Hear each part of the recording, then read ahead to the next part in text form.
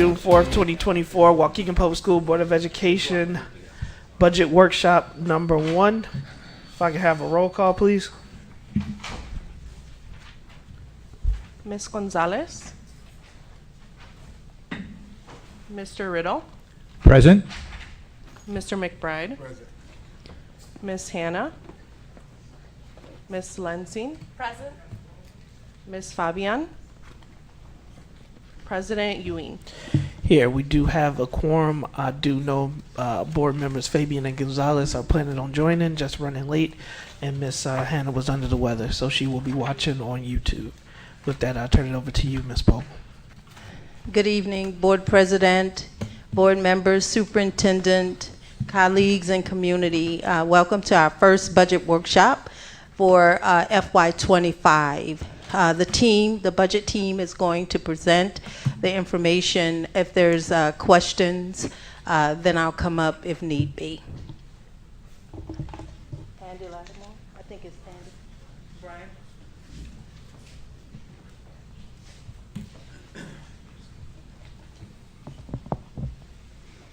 Good evening, everyone. I will first start off in referring to the Illinois State Board of Ed operations budget passed by the General Assembly, dated May 29th of 24. We have some highlighted items on there. Those are items that pertain to Waukegan Public Schools.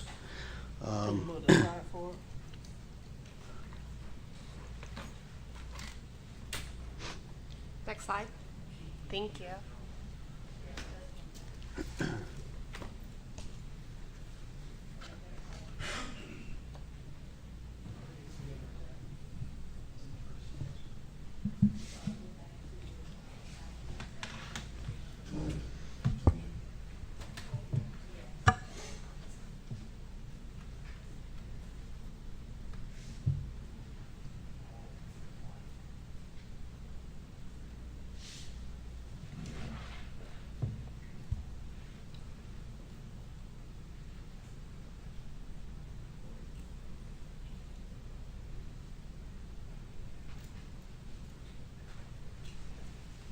Okay, there we go. So the yellow highlighted items are basically the fundings that relate to Waukegan Public Schools. Of course, transportation, you see, orphanage tuition. So what we're looking at, we're comparing the FY24 enacted budget, which is the first column of numbers, to the the first boxed in numbers, comparison of FY25 operations budget to FY24 enacted budget. And where you see evidence-based funding, there's an increase of 350, it says thousand, but it's in millions, so it's $350 million. So the increase percentage is 4.2%. So we're going to reflect a 4.2% increase in our evidence-based funding, assuming that the governor signs it. The other highlighted items we have transportation. So we're looking for a slight increase in transportation costs, orphanage tuition. And if we go down to the other grants, career and technical education programs, 21.5% increase there. We do have that as well. Going to the next page, we have a teacher vacancy grant pilot program, which we do have that, but there's no increase in funding planned for 25 over 24. And we do have, we get into Individuals with Disabilities Act. Of course, we have that too, and child nutrition and career and technical education, but you'll see that there's no increase in funding from 24 to 25. So a lot of these items pertaining to Waukegan Public Schools will be pretty much level funding from the state from 24 to 25. And that's basically what we wanted you to get out of it. And I apologize, but this is one of those things where what is being told is an additional $350 million were put into it. So are we saying that's inaccurate information? Right, and so we're going to factor a 4.2% increase on what we received in '24 for '25, and you'll see a slide later on that denotes that. Okay, so maybe I missed it because you said it was flat. That one is a 4.2% increase, but some of the other grants that we have Was is a gonna be level decrease. funding. So they shifted. Okay. Understood.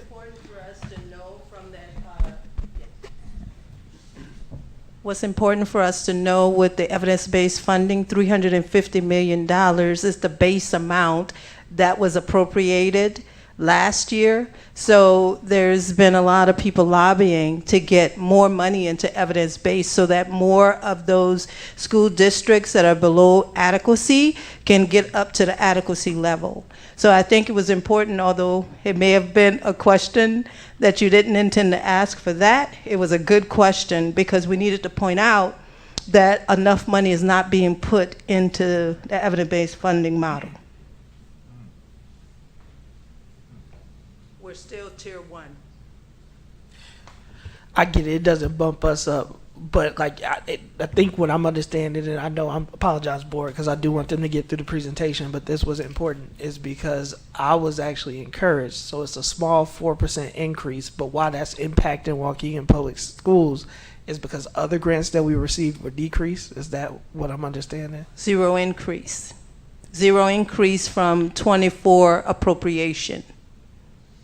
So they kept it flat. Yes. So my frustration is it's being advertised as an additional 350 million, but it's not an additional. What I'm understanding is they're carrying over the same amount that they appropriated last year. That 350 is only for evidence-based funding. Right. Yes, and they're giving us the same amount that they gave last year, not increasing it, which they were hoping that they would go up to, they were hoping that they would go up to $500 and something million so that they can increase the adequacy level for more school districts.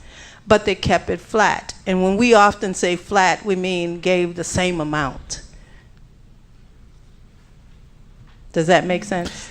It makes sense from what you're telling me. That's Yes. different than how they've been representing it. Yes. So I Yes. will Yes. refrain my comments. I mean, the state, Yes. they have been, they said an additional I know what you're 350 saying. million. You're saying it An says- additional 350 Yes. million is Yes. Solve a lot of that would be an additional. Yes. Not we kept it, which.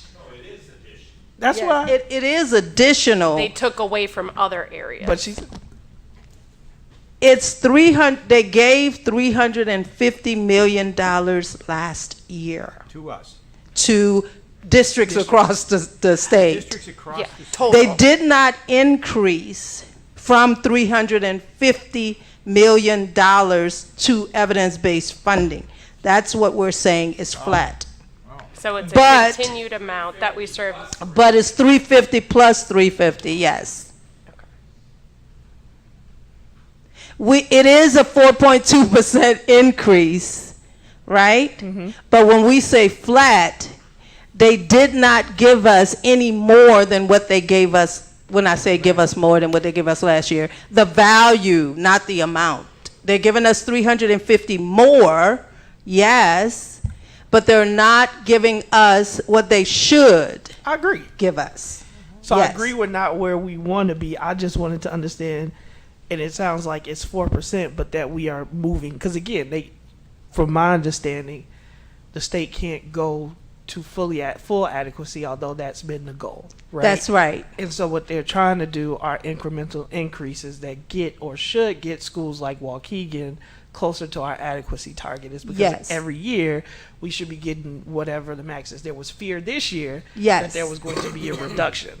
Yes. So even if we were maintaining and holding flat, that would have been, like you said, I can plan on that.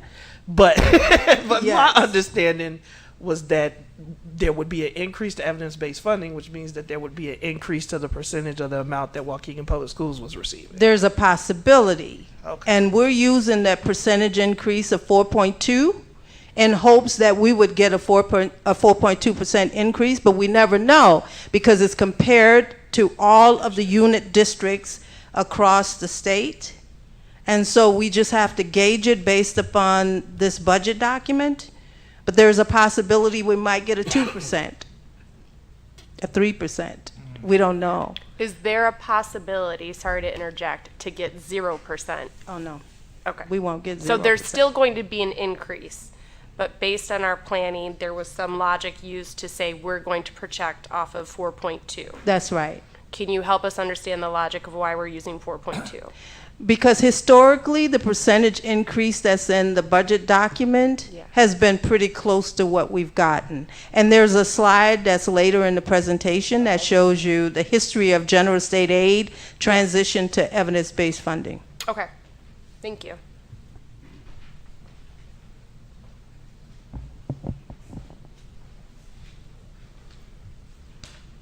Okay, do we want to go through this slide anymore, or?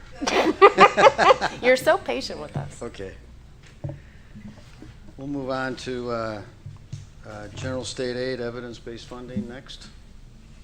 And this is a nice graphic going back to 2014, back when we had general state aid at the time. Starting out $82.4 million. 2015 up to 88 million, 2016 up to 95 million, 2017 99 million, and then from 17 to 18 a big jump from 99 to 120 million. That's when the general state aid morphed into evidence-based funding,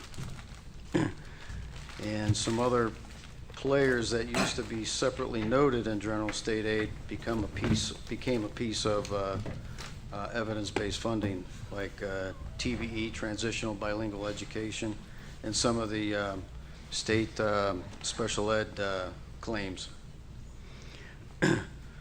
But continuing along the years, we have increases every year except from 20 to 21. We went down about 1%.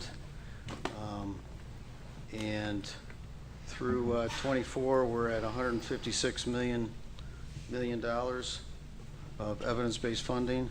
And then if we go to the next screen, the difference is we're adding fiscal year 25 at a 4.2% increase from the 156 million to give us 162 million.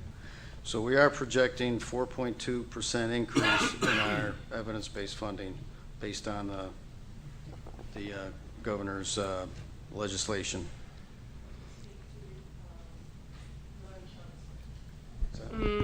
Oh, yeah, and these numbers are after our deduction or our payment to Learn Charter School. The state takes Learn Charter School payment right out of our evidence-based funding and gives it to Learn Charter, and then we get the difference.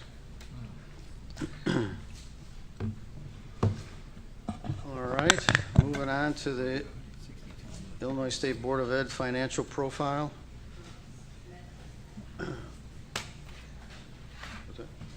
Yeah, I'll do it. So we have, the levels are, the lowest level is a watch, then early warning, then review, and then recognition. So you'll see the last, starting with 22, but you'll see in the next screen 23 is going to be the same as 22. We got a 3.9 score on 23. But we've got recognition 1, 2, 3, 4, 5, 6, and 7 out of the last 8 years, which is the highest financial rating you can have with the state.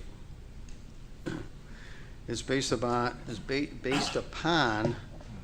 four calculations that they do. One is a fund balance to revenue ratio. One is an expenditures to revenue ratio. One is a days cash on hand. One is a percentage of short-term borrowing, maximum remaining. And the fifth one is percentage of long-term debt margin remaining. So we're going through all those calculations. They've come up with a profile score of 3.9, which is considered recognition, the highest profile rating that we can have with the state. All right, moving on to property tax extension. We have On the right-hand side, we have tax year 2017 at $50,184,000. And then we have tax year 2018, $52,418,000. You'll see the numbers the same in 2019, roughly the same in 2020, roughly the same in 2021, so we've kept it level. It did increase from 21 to 22 by about 300,000. That was due to a new thing that the county did on this PTAB recapture, Property Tax Appeals Board recapture. And then in 23, we kept it level with 22 at $52,798,000.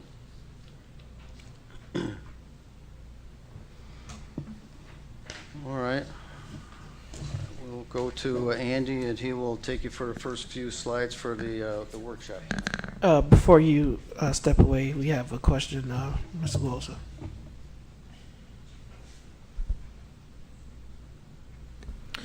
So Brian, I think it was with, I don't know if it was item B. Ms. Hannah asked, I'm going to read her question. Could you please ask the question, what do the percents represent in dollars? I think that was the first slide you were showing. I think it was answered. If we just At go the back end. to the one that shows the increases. I thought that was the last one, but I did tell her that she still wanted me to ask, so You had the graph chart. Yeah. So if you go to the graph chart, I think that's what Matana is asking. Property tax? Nope, not property taxes related to the evidence-based funding. We had you had percentages on it. well, no, not percentages. They had, there we go. There it is, that's it. That's what Ms. Hannah is asking. What that 4.4% increase equated to. Give me a minute. Wait, leave that there, please, for a minute. Okay, we're good. So the change is and I'm saying this for the record for those, the 4.2 represents $6,555,098. Thank you, Mr. Wilson. Okay.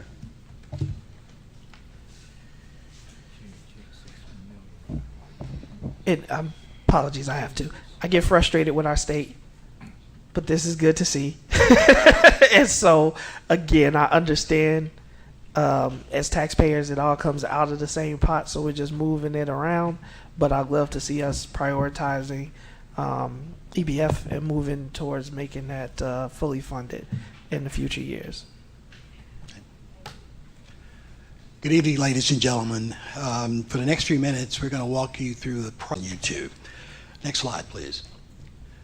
The budget calendar really starts the day after the budget is passed by you in September.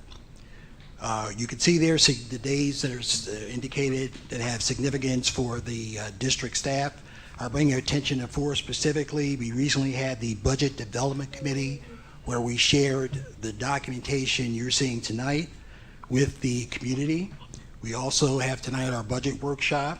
We have a follow-up for that in August, and we will close out after a month of review by the public at their choice. If they come to the district, we'll have that information available as well as online, and we will have a budget hearing where you will adopt the budget in September. Next slide, please. Our superintendent starts us off as our educational and fiscal leader. We have her statement, which you've seen before, I'm sure, as board members. Our community members may not have seen that. That's kind of our guiding light which we move upon. Next slide, please. Again, you can see our superintendent's commitment. I bring the community's attention to two items, mapping and equitable education. Next slide, please.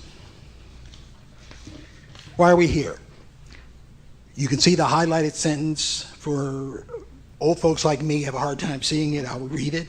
The key emphasis, ultimate goal is to positively affect student achievement.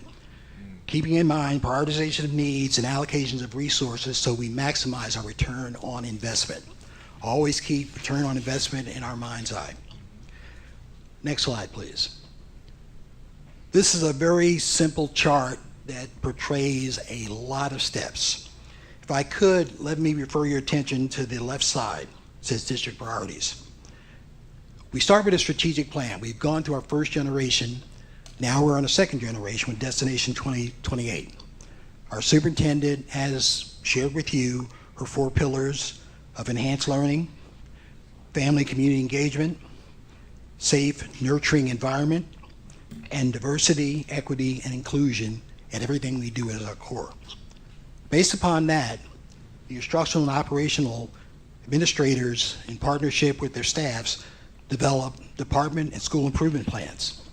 Those school improvement plans come forward in terms of budget requests and department requests, school as well as departments. They're vetted through the various divisions to ensure there's no duplication, and we maximize the dollars based again upon need. We move forward to the right. We want to have a budget that is steady, solid, with not a lot of variability. We can anticipate what we need now and sustain ourselves in the future. Strategic, next column to the right, fund strategic priorities, maintain our financial health. We cannot support our schools and our departments if we do not maintain our financial health.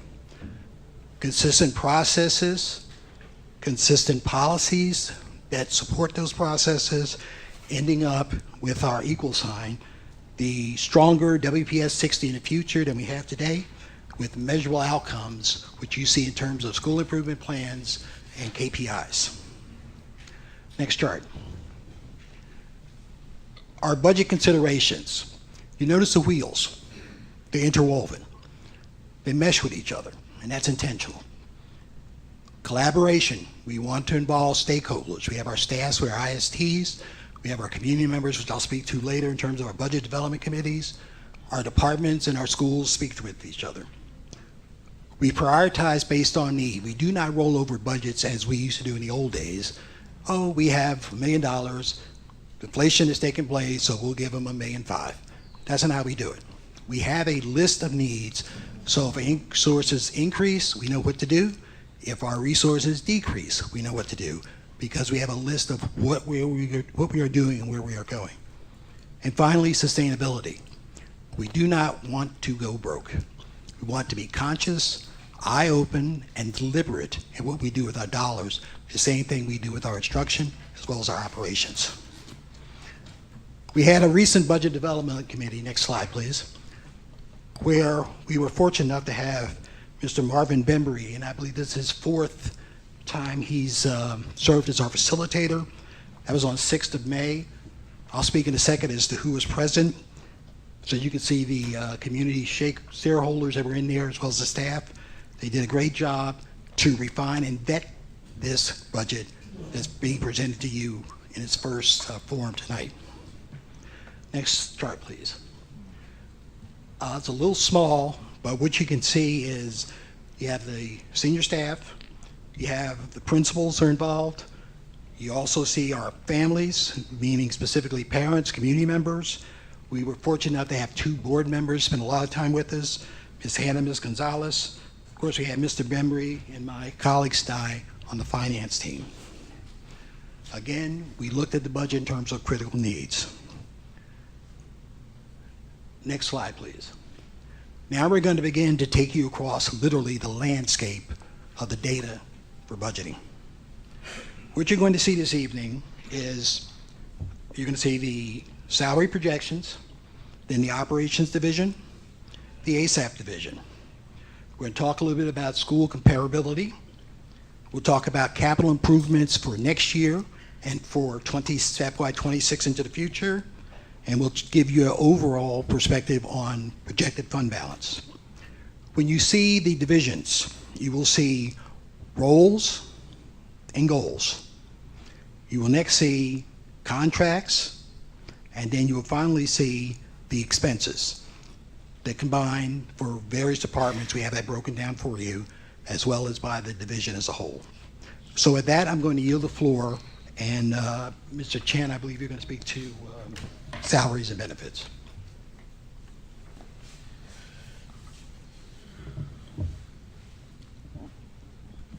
Good evening, everyone. My name's Nicholas Chin, under the Office of Business and Financial Services, here to walk you through the next few slides that show the summary budget figures by department. Next slide, please. On this slide, this is the salary and benefits projection. We will notice that under the education fund, we're looking at a projection of $171 million in salaries under there, and $26.3 million in benefits in the education fund. Under the operations and maintenance fund, approximately $4 million of salaries and about $500,000 of benefits projected there. Under the transportation fund, about $324,000 in salaries and $73,000 in benefits. Under IMRF and Social Security Fund, approximately $9.3 million in benefits. And under the tort fund, about $1.4 million in salaries and $182,000 in benefits. All totaling together in salaries, $176,919,725 in salaries, and then $36,538,635 in benefits. You'll notice at the bottom of the slide that the assumption is that there's an average of a 4% increase used to calculate these projected FY25 amounts. Next slide. Oh. Go back one, please. Thank you. There's only one group of employees that's not contractual, and that's the non-union. And so we have 4% here, and we hope to, in the next few weeks, submit to you the raise for those groups. My only question and clarification is this doesn't assume that we are at 100% staffed in this salary projection. That's a good question. I look at all of those things. I look at attrition. I look at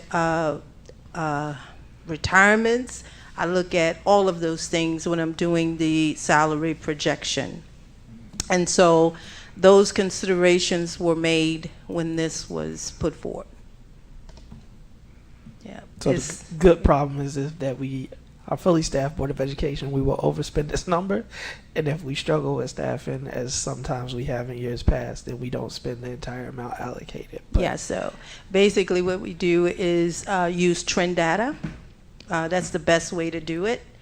And also we look at those who have already submitted for retirement. We have to look at a number of factors to do these projections. And so we've not been off that much in the past year or so. So just for clarification, in these figures for not fully staffing with full-time employees, we have inserted long-term substitute salaries to make sure the buildings are manned, just not full-time teachers. Right, those amounts are in there, coupled with the amounts that we've paid for supplemental pays. We also have to remember that contractual positions wouldn't be on the salary line, but they would be on another line. So we've considered all of those things, and so we're poised, right, to make the necessary adjustments if need be. But at present, this is our best estimate of what is going to happen next year. One more point of clarification on that. So if we do fully staff our district, we've already allocated funding for those contracts. So even if we don't need the personnel, some of those contracts we still have to pay for. There's a clause, a Okay. termination clause in all For of our contracts. all of them? Yes. Okay, perfect. Thank you for confirming.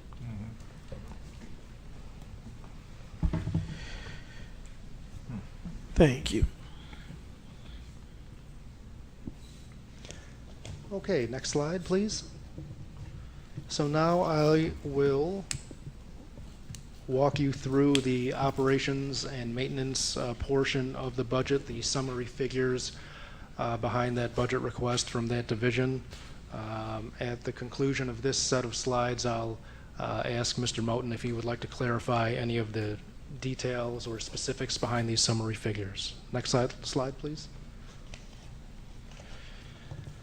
So for the goals and action steps mapped out for FY25 by this division, under Fund 10, coming from, okay, so first of all, looking at the chart, the left column, this is the department from where these budget requests are originating, and then across the top row, it describes what fund those requests will be budgeted to, and then we have totals in the bottom row in blue. When you look at the very bottom of the slide, underneath the chart, you'll notice that there is a link. That link, when you click on it, will show you all of the details that make up these summary figures. So looking by department, from Deputy Moten's office, under Fund 10, we have a budgeted amount of $497,000 to, again, accomplish the various goals and action steps planned for FY25. Moving over to Fund 60, there's $70,000 budgeted there. In the Office of Business and Financial Services, under Fund 10, $300,000. Under the Department of Crisis Safety and Student Outreach, $2.7 million. Under the Office of Logistics, $55,500 under Fund 10. Under Human Resources in Fund 10, $482,000. For the Wraparound Center under Fund 10, $289,000. And then in the for operations and maintenance, looking all the way over to the right under Fund 60, $20.5 million. In transportation and food service under Fund 10, $105,000. And then in Fund 40, $30,000, giving us the totals at the bottom of $4.5 million under Fund 10, $30,000 under Fund 40, and $20.6 million under Fund 60. And again, that link at the bottom of the slide will show you the specific information behind those summary figures. Next slide, please.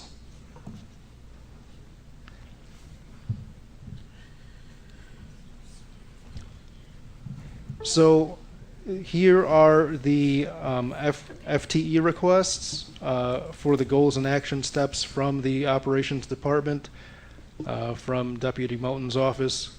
A number of 2 FTE is being requested in a total amount of $170,000 to be budgeted for those positions. That would be funded under Funds 10 and 80. Under the Office of Business and Financial Services, 1 FTE being requested at a projected amount of $55,000.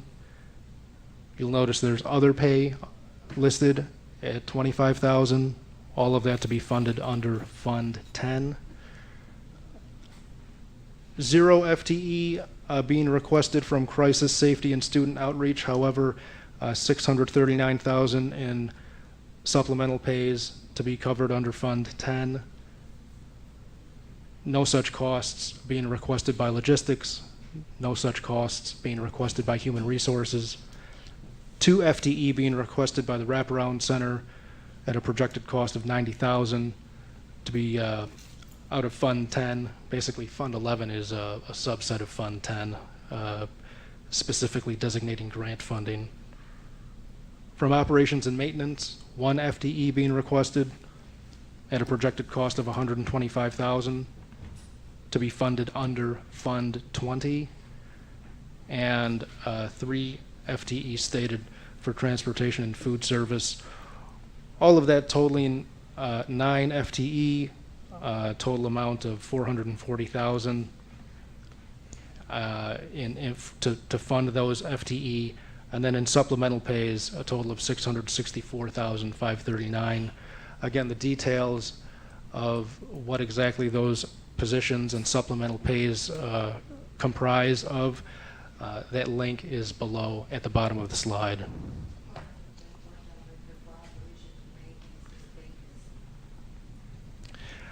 And I would like to point out, as Ms. Polk has noted, Under operations and maintenance, that one FTE for $125,000 to be funded out of Fund 20 is a current vacancy. Next slide, please.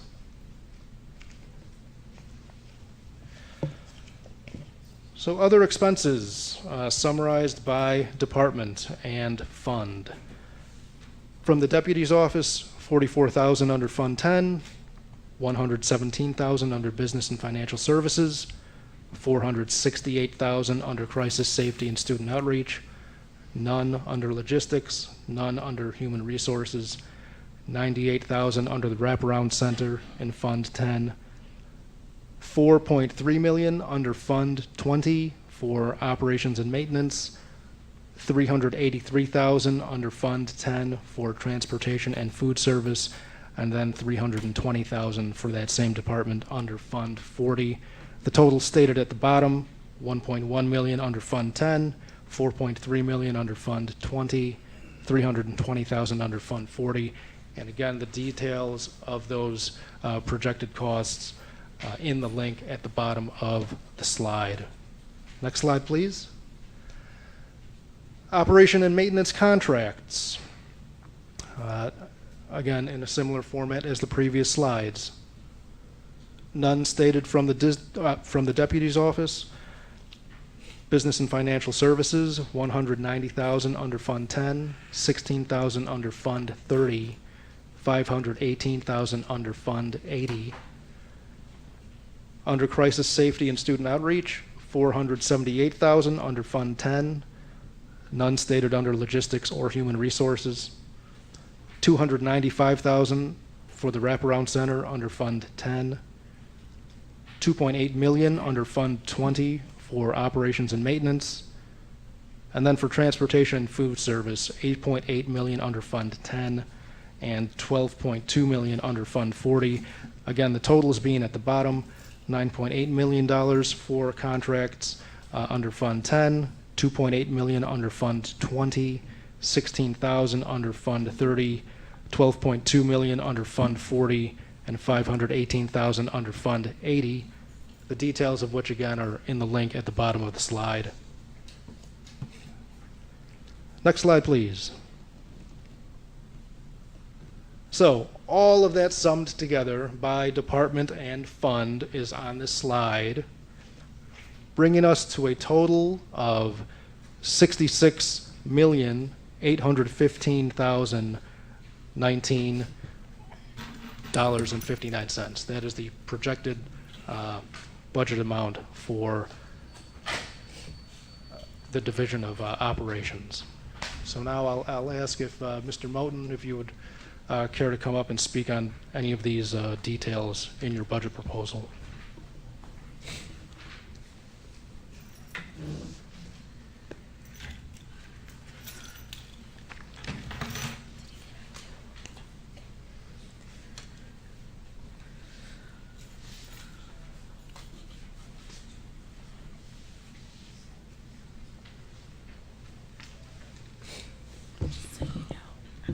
All right, thank you, Mr. Chin and Business Office. Good evening, Superintendent, Board, staff, and community members. I did want to take an opportunity to highlight a few things. I would ask if we could go back to slide 13, which is the operations and maintenance goals and action steps, and in parentheses, strategies.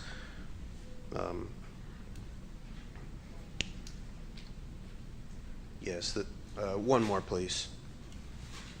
Yes, this one.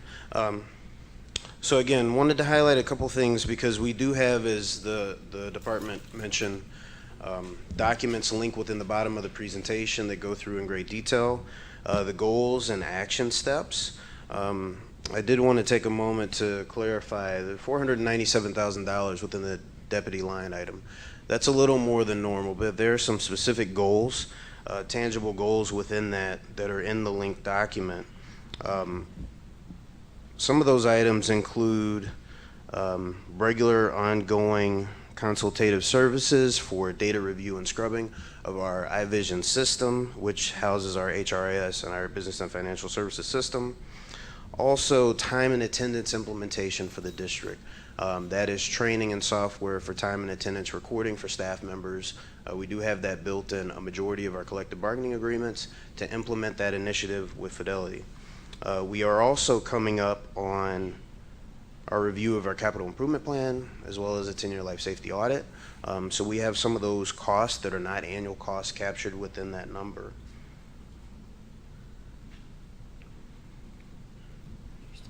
And again, those are some highlights of the deputy budget. They're housed within the deputy request, even though they're going to be hybrid initiatives that involve multiple departments. So I wanted to take a moment to clarify that. We do have, if there are any questions regarding to any of the slides Mr. Shin presented, myself as well as division staff members here to help support those questions. Well, I did have a question. I was looking at the cost for crisis safety and student outreach. And I guess the link is there, but I'm just curious as opposed to the amount of funds that's being used, what area of that subject there that the funds are being used for, mostly? Because you got two different things. You got crisis safety and student outreach. I would want to say that the student outreach is taking the buck of the funds. Oh.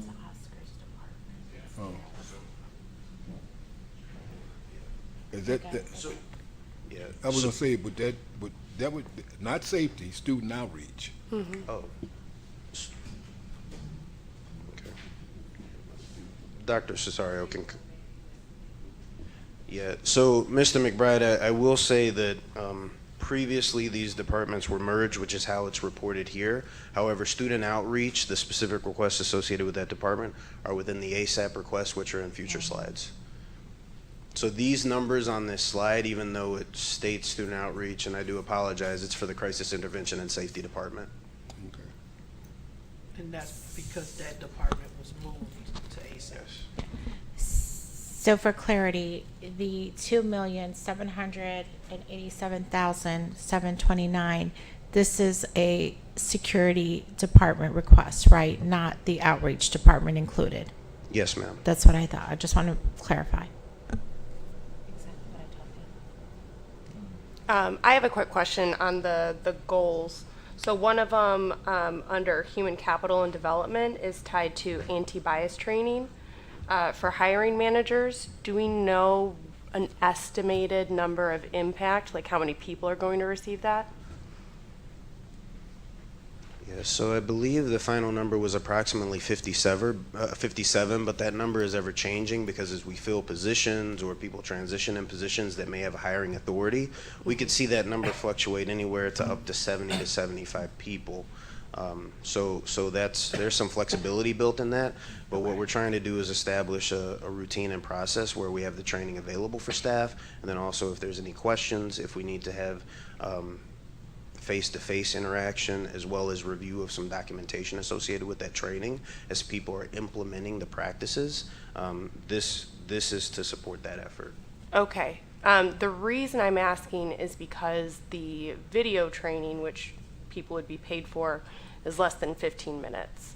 So that 21,000 for 50 to 75 people for 15 minutes is quite concerning. So I'd just be curious as to how we arrive to 21,000. So if that's something you need to come back to in a later meeting, that's fine, but that's my big concern. Yeah, sure, and we can certainly come back. However, I would like to say that, you know, the budget process is an annual process. A lot of the budget submissions were several months ago. We're always looking to refine our trainings to be a little more robust, specific, intentional, strategic. So there's some flexibility built in here for us to have the opportunity to do that during the next fiscal year. Okay, great, thank you.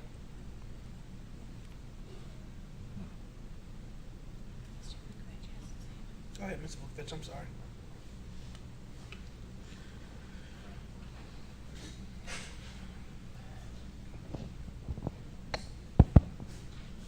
Thank you. Question and then a quick comment. I heard reference to supplemental pay and stipends. Just exactly what does that cover? And then the other, my comment is, the way I understood it, if a position currently had a long-term sub, that's what was budgeted in there.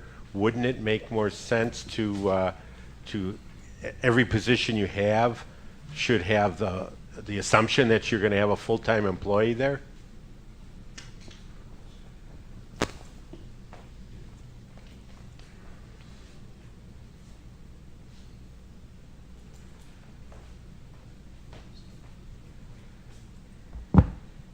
That's a good question. We consider all of those factors when we're projecting the salaries. So how we approach it is we look at our system to see all of the positions that are currently filled. And then there is an intentional review of those positions that are vacant so that we could assess whether those positions should continue, right? And so, and we do that by asking for all vacant positions to be resubmitted during the budget process. So that forces the system at large to do a review. For those positions that are contractual, again, we realize that the money is on the contractual line, and so we're accounting for it there. We also make sure that we have a contingency for those positions that otherwise would be created and or positions that we've not covered under the contractual line. I hope I answered your question. But yeah, we really look at those things because we know, as we've said before, that 88% of our budget, from 70 to 88% of the budget is personnel. So we have to look at that thoroughly. And Ms. Polk, I'm going to ask a question, and if the answer is we'll be pleasantly surprised, I understand. But my hope is that with the new contract, especially for our teaching staff, to have such an increase to that baseline that we are going to fill more positions. So my curiosity lies in how much of a factor was that in planning for these budget items? You know what? I'm going to allow Mr. Chin, where is he? Behind you. Yeah. I'm going to let him answer this question because we were intentional in what we did. Go ahead. How did we allocate the money for the raises? Oh yeah. So, of course, Ms. Polk, being the astute fiscal manager of the district, kind of looked out into the future, of course. And so one of the key steps that was taken was to put a bulk of the COVID money, such as in ESSER 3 specifically, towards existing staff salaries and benefits in the schools to support a continued safe return to in-person learning. And so to claim all of that reimbursement through those federal programs, which allowed us to support future costs down the road, even when those monies had expired and all been claimed. So that was definitely an intentional and strategic move, and something that's helping us to sustain those raises. So I appreciate the recap. Maybe my question was unclear. I'm more curious on if we're looking at our staffing and we're looking at trends and we're saying we're anticipating this many full-time employees teaching our students, we're anticipating roughly this many to account for contracts or long-term subs or subs. With the new contract, because we had been intentional with those funds to increase that base level, how much of that contract potentially filling our full-time positions and bolstering those numbers was taken into account when projecting out what our salaries are going to be? Yes. So I'll just kind of rephrase what he said because the team worked very closely with us and the superintendent and the board. We knew that we were in negotiations. We knew that the value of negotiations was going to be large. And so we intentionally looked at the ESSER funds. We maximized them by going back to FY 2020, because March of 2020, we could claim eligible cost. And so we looked at personnel in the schools that were eligible for reimbursement. And we got, what, 25, 22 million? About $22 million reimbursement for eligible costs from ESSER monies. We knew that we were coming to the board with $26 million over 3 years. 22 million of that $26 million we got reimbursed from prior years that was in our books. So we anticipated, So, and I we don't- yeah, budgeted wisely. yeah, so I think Yeah. right now, it's okay, it wasn't. So part of why it wasn't, so the question, Ms. Polk, is, let's say because we increased salaries, do we expect a 10% increase in our number of field positions? Do we expect a 25% increase? Did we put Thank any you of for that reframing, logic yeah. into this? And what I know to be is you looked at previous trends. So you didn't take the new contract and say, well, we anticipate an increase because of X. You looked at what consistent trends had been. And what I will say is that's also an approach that I would endorse, is because while we did significantly increase our base pay, two things that this Board of Education also did, and this is just transparency for the public, we capped years of service at 10 years. Yep. So individuals For the who teachers. are, for the teachers, right? So if Oh, you sorry. are at 15 years in another district, it may not be as attractive for you to relocate to Waukegan. Okay. So that is a way that we rewarded our long-term staff, kept costs where Ms. Polk was comfortable with us keeping costs, but also it's something that we also have to overcome. We realize that we may not be as attractive. And as we moved our base, other districts, we're more competitive, which is Yeah. true. But still- the other districts are just either as competitive or it just brings us out of the basement and into the conversation. So I would say is that the way that we are looking at it is, in my opinion, the best way to look at it is what have been our historic trends, and then basing it on that. And if we do feel more and we start to see those trend lines change, then we can put that into the formula, the Right. calculation. Okay, so That's the best way to do it, Yeah. because there's no other way, because staffing is totally reliant upon students, right? And so as we've seen over the years, fluctuations in the student, down and up, and that's not just in Waukegan, it's across, the state of Illinois and across the people move. country, right? We have to use trend data. Okay. And so our office try to err on the side of caution by not bringing it down, but rather keeping it level and putting a percentage increase on it. Because we could always make the adjustments after, because it's so many unknowns at this time. Right.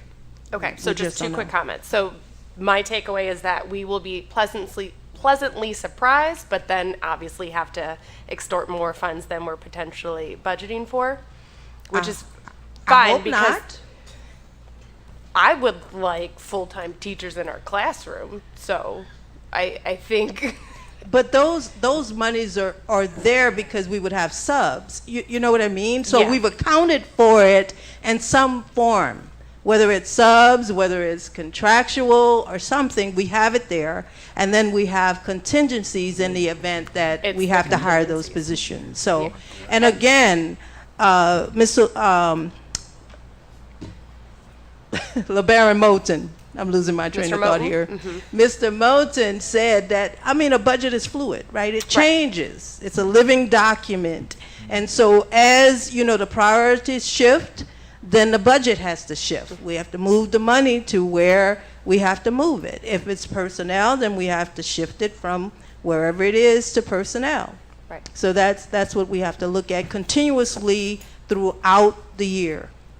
My second comment is I'm going to be very curious to see what the impact of the contract change will be for this next school year, and then how we will plan for future years, considering it may be a blip in and everything. But Well, that's just a comment. Well, that's why we initially explained it the way that we did. We anticipated this huge increase of about $15 million, $16 million, and that's why we looked at ESSER money, not to pay that, but to offset it because we shell game, Yep. right? Got it.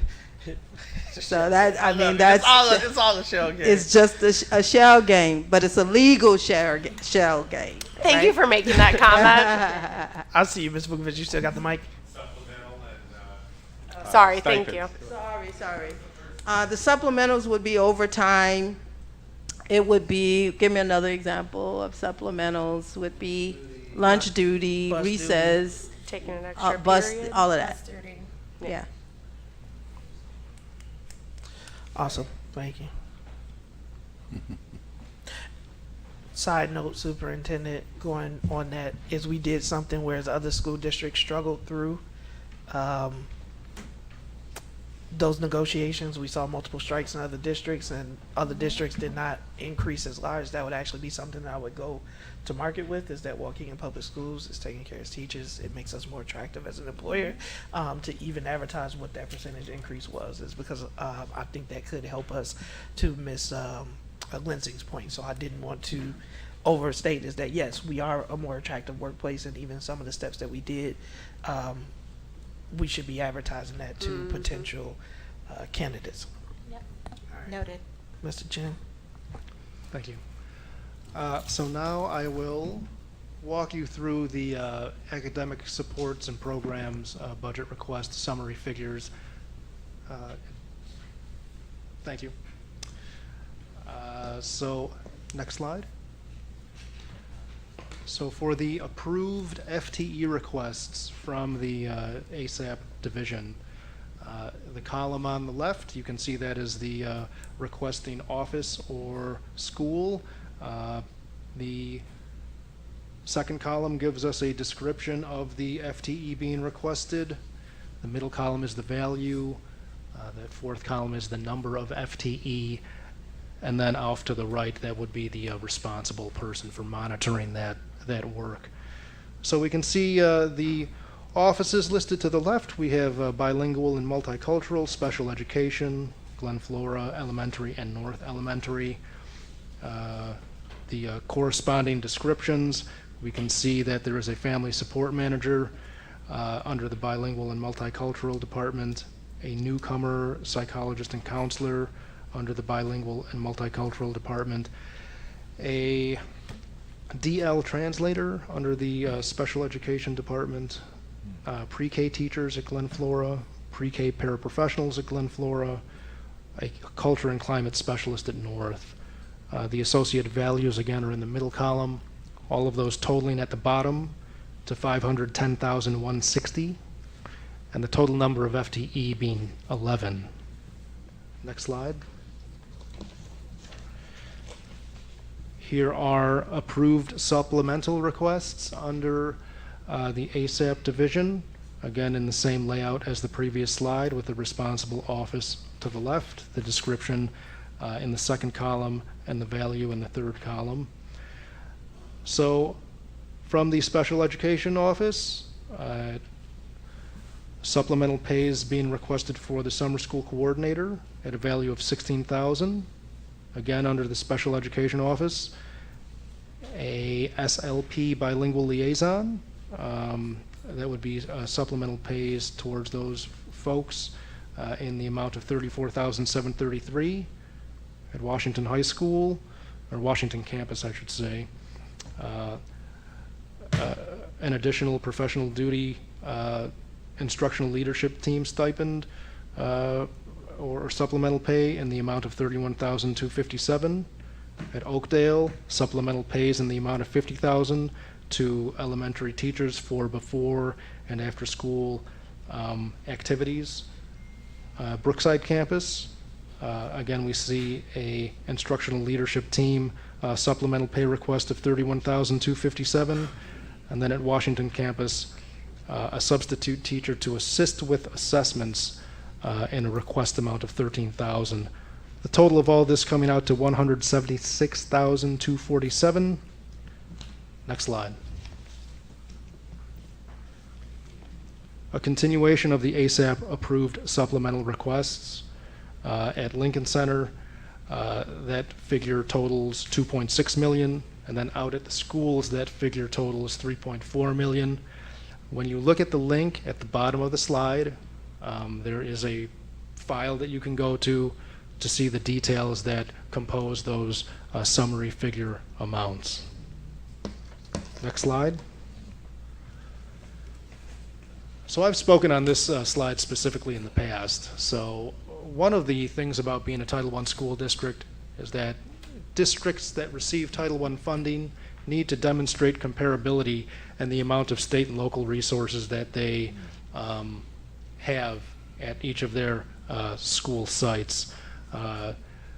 Each of those school sites within similar enrollment levels and grade spans must be quote unquote comparable to one another, basically within plus or minus a 10% per pupil amount.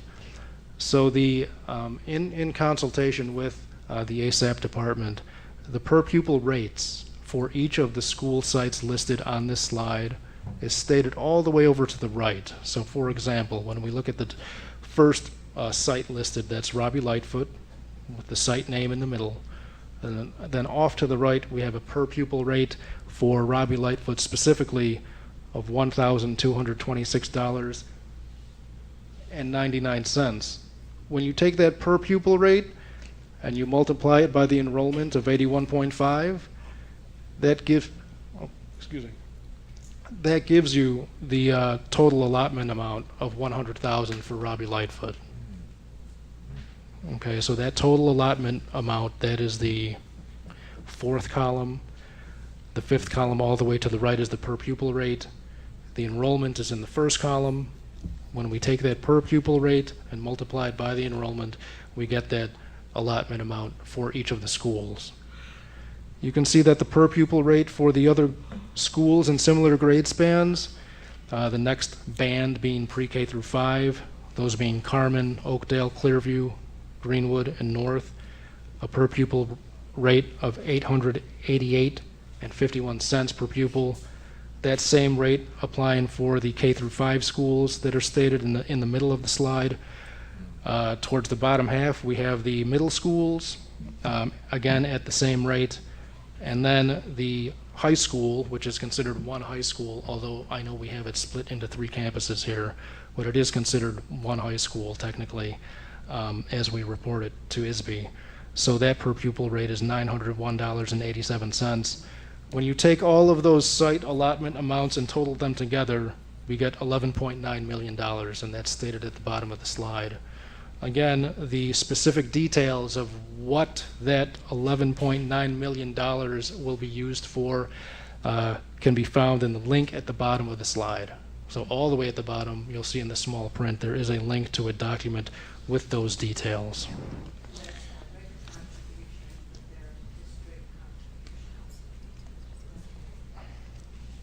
That's direct contributions, but there is going to be prorated district contributions.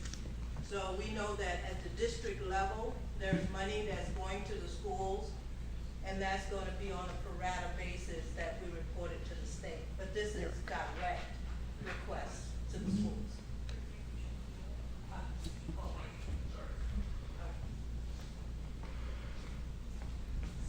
So what Mr. Chin just briefed are direct requests to the schools, but there's some indirect requests that's at the district level that's going to be given to the schools on a pro rata basis, and that's what's going to be reported to the state as well.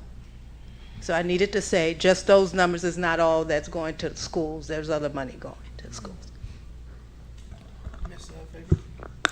And I understand that we have to report our numbers to the state as one high school, the 4,200 enrollment, but just understanding the dynamics of our district and knowing that AOEC is our alternative school, and so there's sometimes more supports there.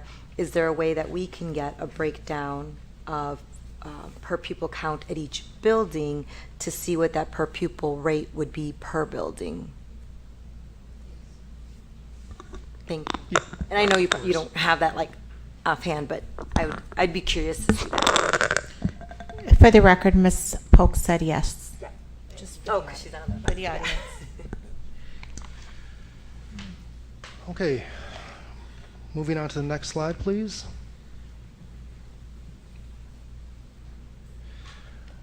Okay, so in the first column, again, we have the office or department that the budget request is coming from. And then in the second column, we have the value. These are the ASAP division approved goals and action step requests. So just looking through the responsible offices, we have the Office of Assessment and Data, Teaching and Learning, Strategy and Accountability, English Language Learners, Equity and Inclusion, Diverse Learners, the Office of the Area Superintendents, Student Outreach, the Deputy Superintendent, the Welcome Center, and the EIR grant. I won't read all of those numbers to you, but when you total them all up, at the bottom we come to 22.4 million. The details of those specific requests, again, in the document linked at the bottom of the slide.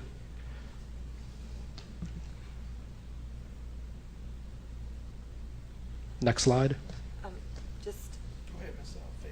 Just a quick note for admin. I did open up that link and looking at the goals.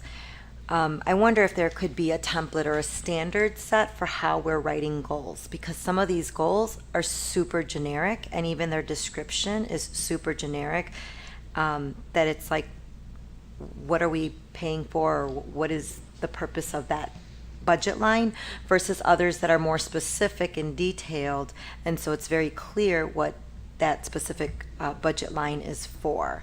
So if there could be some kind of uniformity as to how we're writing these goals and how we're writing the descriptions, because for example, community support, that could mean a whole bunch of things, like, you know, are we talking about tangible goods? Are we talking about a service? So again, just so that it's a little bit more clear, and that's just one example, but I'm saying throughout the budget, it's kind of hard to know what that is, like what we're paying. So, thank you for that. Good evening, Board President, Superintendent, members of the board, colleagues and community members. So that's a great question, and that's a great observation. I think one of the things here is that the way that this is created is so that it's more general and broad.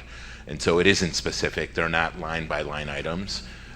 So you're going to see that more of the goals are written into either respondability or the super eval, and then coming down from the district goals as it relates to some of the items. Like an example might be the literacy initiative, what we're doing, what we're buying. But some of these are general, and I can let Gwen speak at length about this, but some of them are more general so that we can move them. So earlier in this conversation, there was a discussion about being fluid to a certain degree. Obviously, when we're talking about staffing, it's got to be, we need to use that forecast because we need to have people in front of our students and serving our teachers and so on and so forth. But with other items, we need some flexibility so that if we need to move because something comes up, or if we see that we're spending less in one area and we need to spend more in another, we can do that. I totally understand that, because we don't want to box ourselves in, and we know that needs change.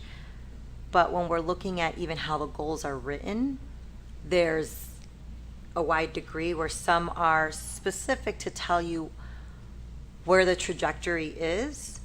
Right. So even like the area superintendent's goals, right? They're giving you kind of their specific of what they're going to do.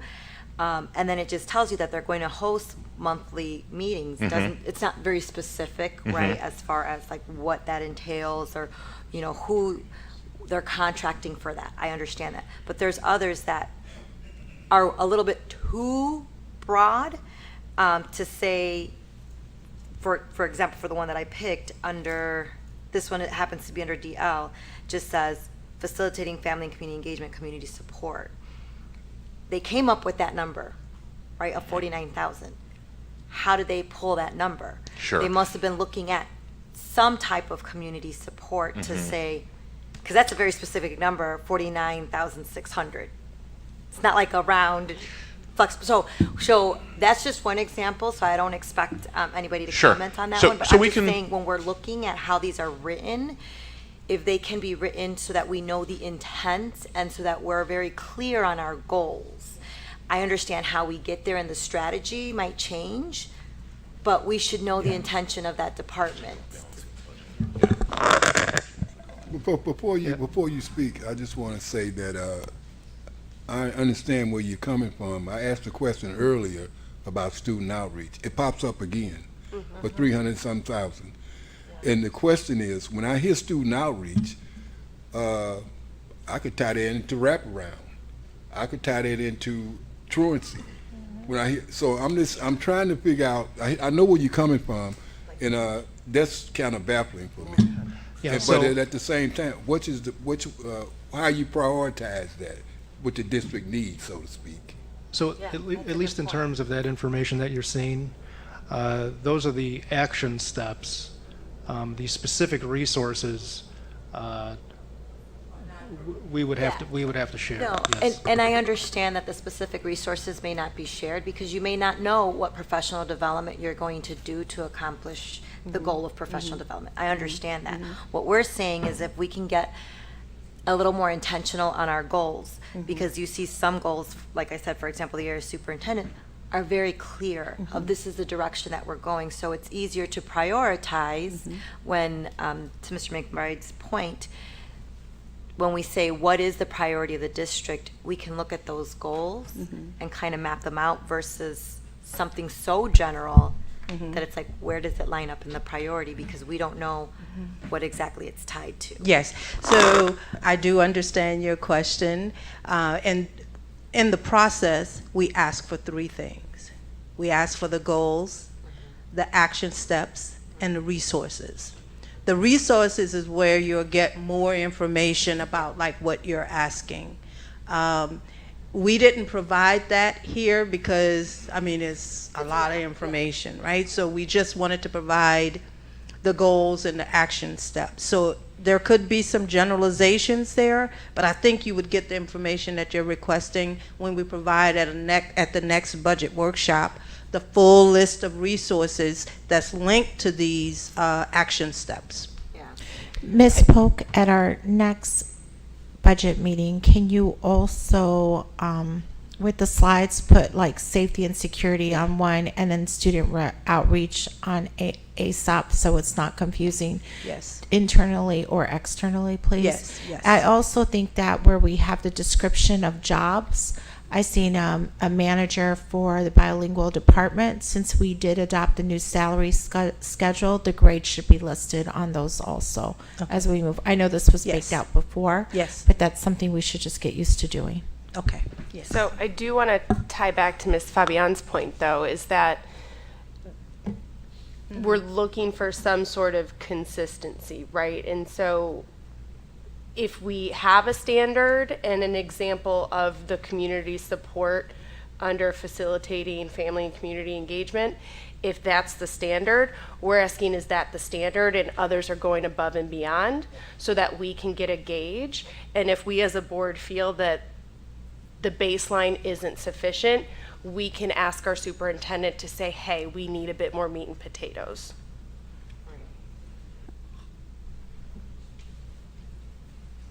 I'm nodding yes. Okay, so you're nodding yes to say that I know you're in agreement, that her sample was but you the get what I'm standard. saying. Yes. It's just, Yes. again, when you're looking at a budget for consistency's sake, you know, like, I know, and for transparency's sake, for the community, I know what some of these mean to say, but it's not very clear and it doesn't convey the urgency of some of these things. Noted. We'll look. I'm sorry, that was kind of loud. Noted. We'll look at that. I know that Dr. Cesario has used Smarty Goals in the past. I don't know what that is. We do have And I'm not saying it's here, No, but it's I'm just not. saying, I know Just to be that, clear, but I I'm just just wanted saying, to- like, yeah. you've used the concept around Smarty Goals. I know it's not here.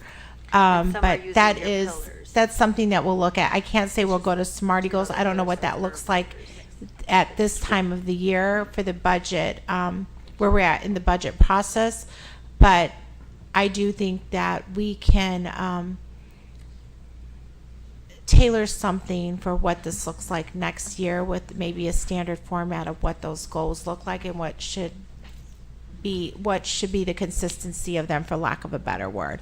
I'm not saying it may No. happen this year, but next year.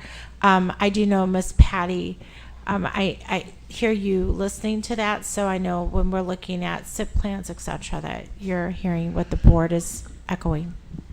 Yeah, so we have a budget meeting between LeBaron, myself, Gwen, and Amanda to talk about things like that. So we'll just add that to the agenda for that meeting.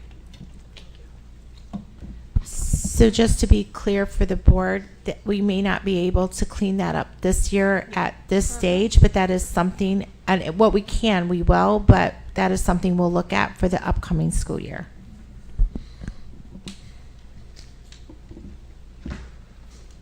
Okay, continuing.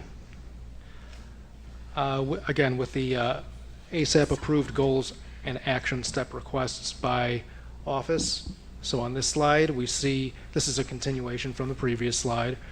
We see the Office of IT, the 21st Century Grant, Early Childhood, the TAOP Grant, the Preschool Prevention Initiative Grant, the School Improvement Grant, the Teacher Vacancy Grant, the After School Program supported by MSL, JROTC, and the Athletic Department. Again, all of those values stated in the second column, totaling out to $9.1 million. And again, those detailed specifics in the file linked at the bottom of the slide. Next slide. Here are the operating expense request amounts, again by department: IT, outreach, assessment and data, teaching and learning, equity and accountability, bilingual and multicultural education, equity inclusion, family and community engagement, diverse learners, the Welcome Center, area superintendents, and the deputy. The values stated in the middle column, points of contact in the third column, all totaling just over $1 million. Again, with this file stating the specifics linked at the bottom of the slide. Next slide, please. Before you move on, I just want to highlight the diverse learners. Could you put where they can be seen? Sure. You had it. You had the correct slide. That's the slide. Yeah. Thank you. It's kind of healthy, and it's something to take a look at. I'm talking to our board right now, so you can move on. I'm sorry, Mr. McBride, can you clarify? Well, I'm looking at the amount for diverse learners, and the question in my mind, why so much? Is there an area that needs to be looked at because of the request? For the operating? Well, Yes. Go ahead, I'm sorry. No, you're So fine. you're I asking apologize. about the operating expenses and why DL has so much. So I have Mr. Dave Nissen here, but I can speak to it to a certain degree as well. But it also includes some of the other materials and They have higher needs. the needs that those students might have. So there's additional equipment that's required. There's nursing that's required. So Dave is the expert in this area, along with Dr. Bublitz. He can speak at length to it, but that's probably more than likely why that cost is there, especially because we do have a shortage of nurses. I think that our HR team is doing a good job of trying to bring more in. However, we have to shore that up with contracts so that we have those people there. And I mentioned this, and I believe Dr. Bublitz may have mentioned it as well, is that we have to plan for needs that we don't even have yet. We have to have people contracted, whether they be nurses or speech therapists, or I'm just speaking off the top of my head, but even if we don't have students that have those needs, we have to contract now with anticipating that those may arise, because we don't want to end up in a situation where a student has the right to those services and we can't provide them immediately. So I think some of those costs are there. I don't have a line by line, but that's partially why that is much larger than some of the other ones. Well, I think, Dave, did you want to add anything to that, sir? No, I think. You'll have to speak to the mic, please.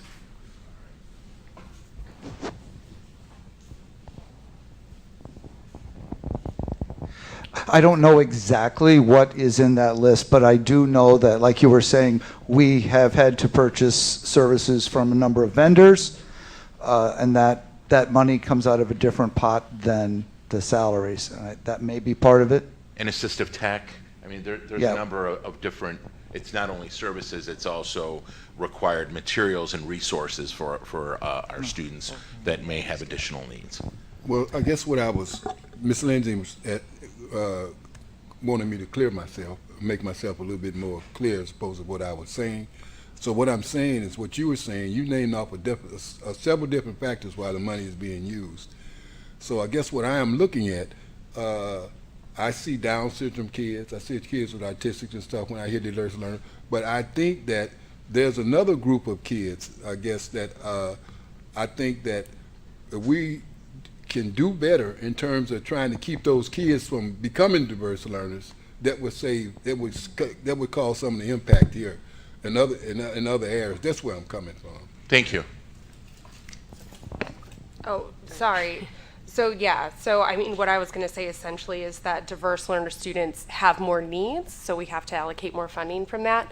But correct me if I'm wrong, because one of my takeaways is that if we were able to hire more full-time staff, we would see that number decrease over time because we're not using contracted services. It's a possibility, but there's always going to be needs that we're unaware of. So we have to have certain niche positions. We have to have those on contract because there's just a shortage overall.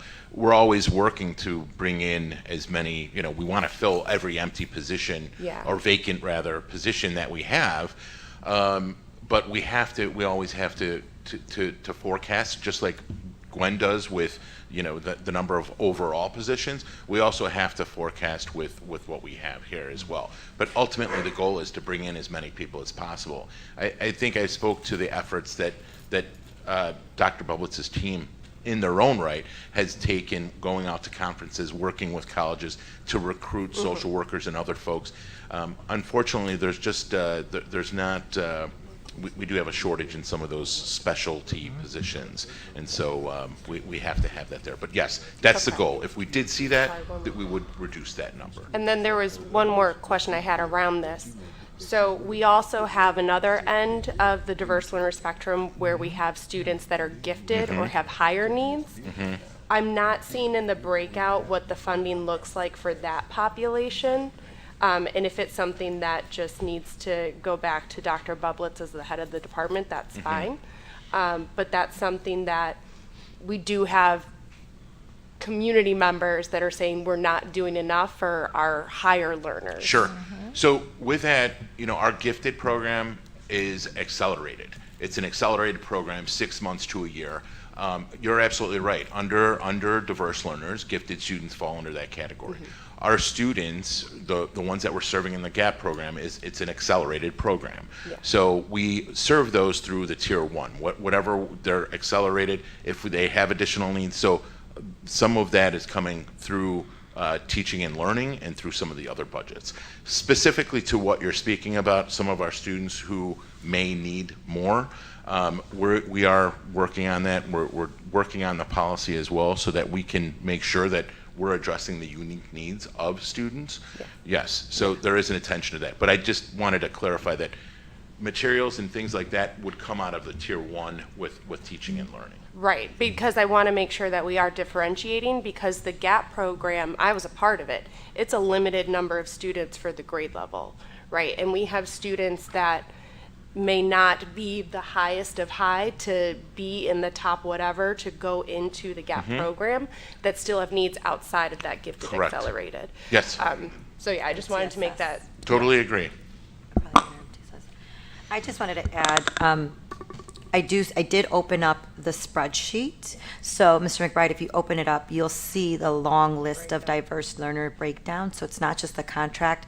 To your point, they also need a lot of different materials and supplies. So this spreadsheet, I think, is done really well to show the breakdown of everything and how, it's not just the contracts, but it's a lot of supplies, and Child Find is also under this category. So when you look at it that way, then the number makes sense of the 643. And I'm glad you're pointing that out, because some of these departments are rather large, some are small, and some are larger, and our diverse learners department is rather large. So there are a number of other smaller departments that fall under there. Yeah. So that's an excellent point to make. I can see all the place stuff. Sorry, go ahead. Yeah. Can't place whatever they want. Fun than double. Okay, so this slide, operating expenses. Ms. Fabian, thank you for pointing out the details that you see. Next slide, please. Now, on this slide are the approved contract requests. Again, with a detail file being linked all the way at the bottom. So we can see that by department, we have the assessment department, diverse learners, the welcome center, the EIR grant, and IT. We have the fund listed in columns 2 and 3. We have Fund 10 and Fund 40. And then off to the right, we have the responsible person. The assessment department having contract requests in the amount of $593,000. Diverse learners in the amount of $12.3 million, plus $2 million in Fund 40 for transportation. The Welcome Center, $14,000. The EIR grant, $344,000, and IT with $6.7 million, totaling $20,055,000. Next slide. So all of those figures coming out to a total cost of $65,208,055. And do note the highlighted in blue font right underneath that figure. This excludes salaries and benefits, and these compensation requests of $6 million are not included in this figure, because that's already been included in the salary projection from the first slide that I spoke on. Dr. Cesario. Thanks. Thank you, Nick. So just to highlight some of the big initiatives, our high school transformation plan, a lot of the work that's going in there, you'll see this woven throughout. It's not found in one department or one line. Same with middle school redesign. And our literacy initiative, our Literacy for All initiative, is primarily focused in teaching and learning, or housed in teaching and learning.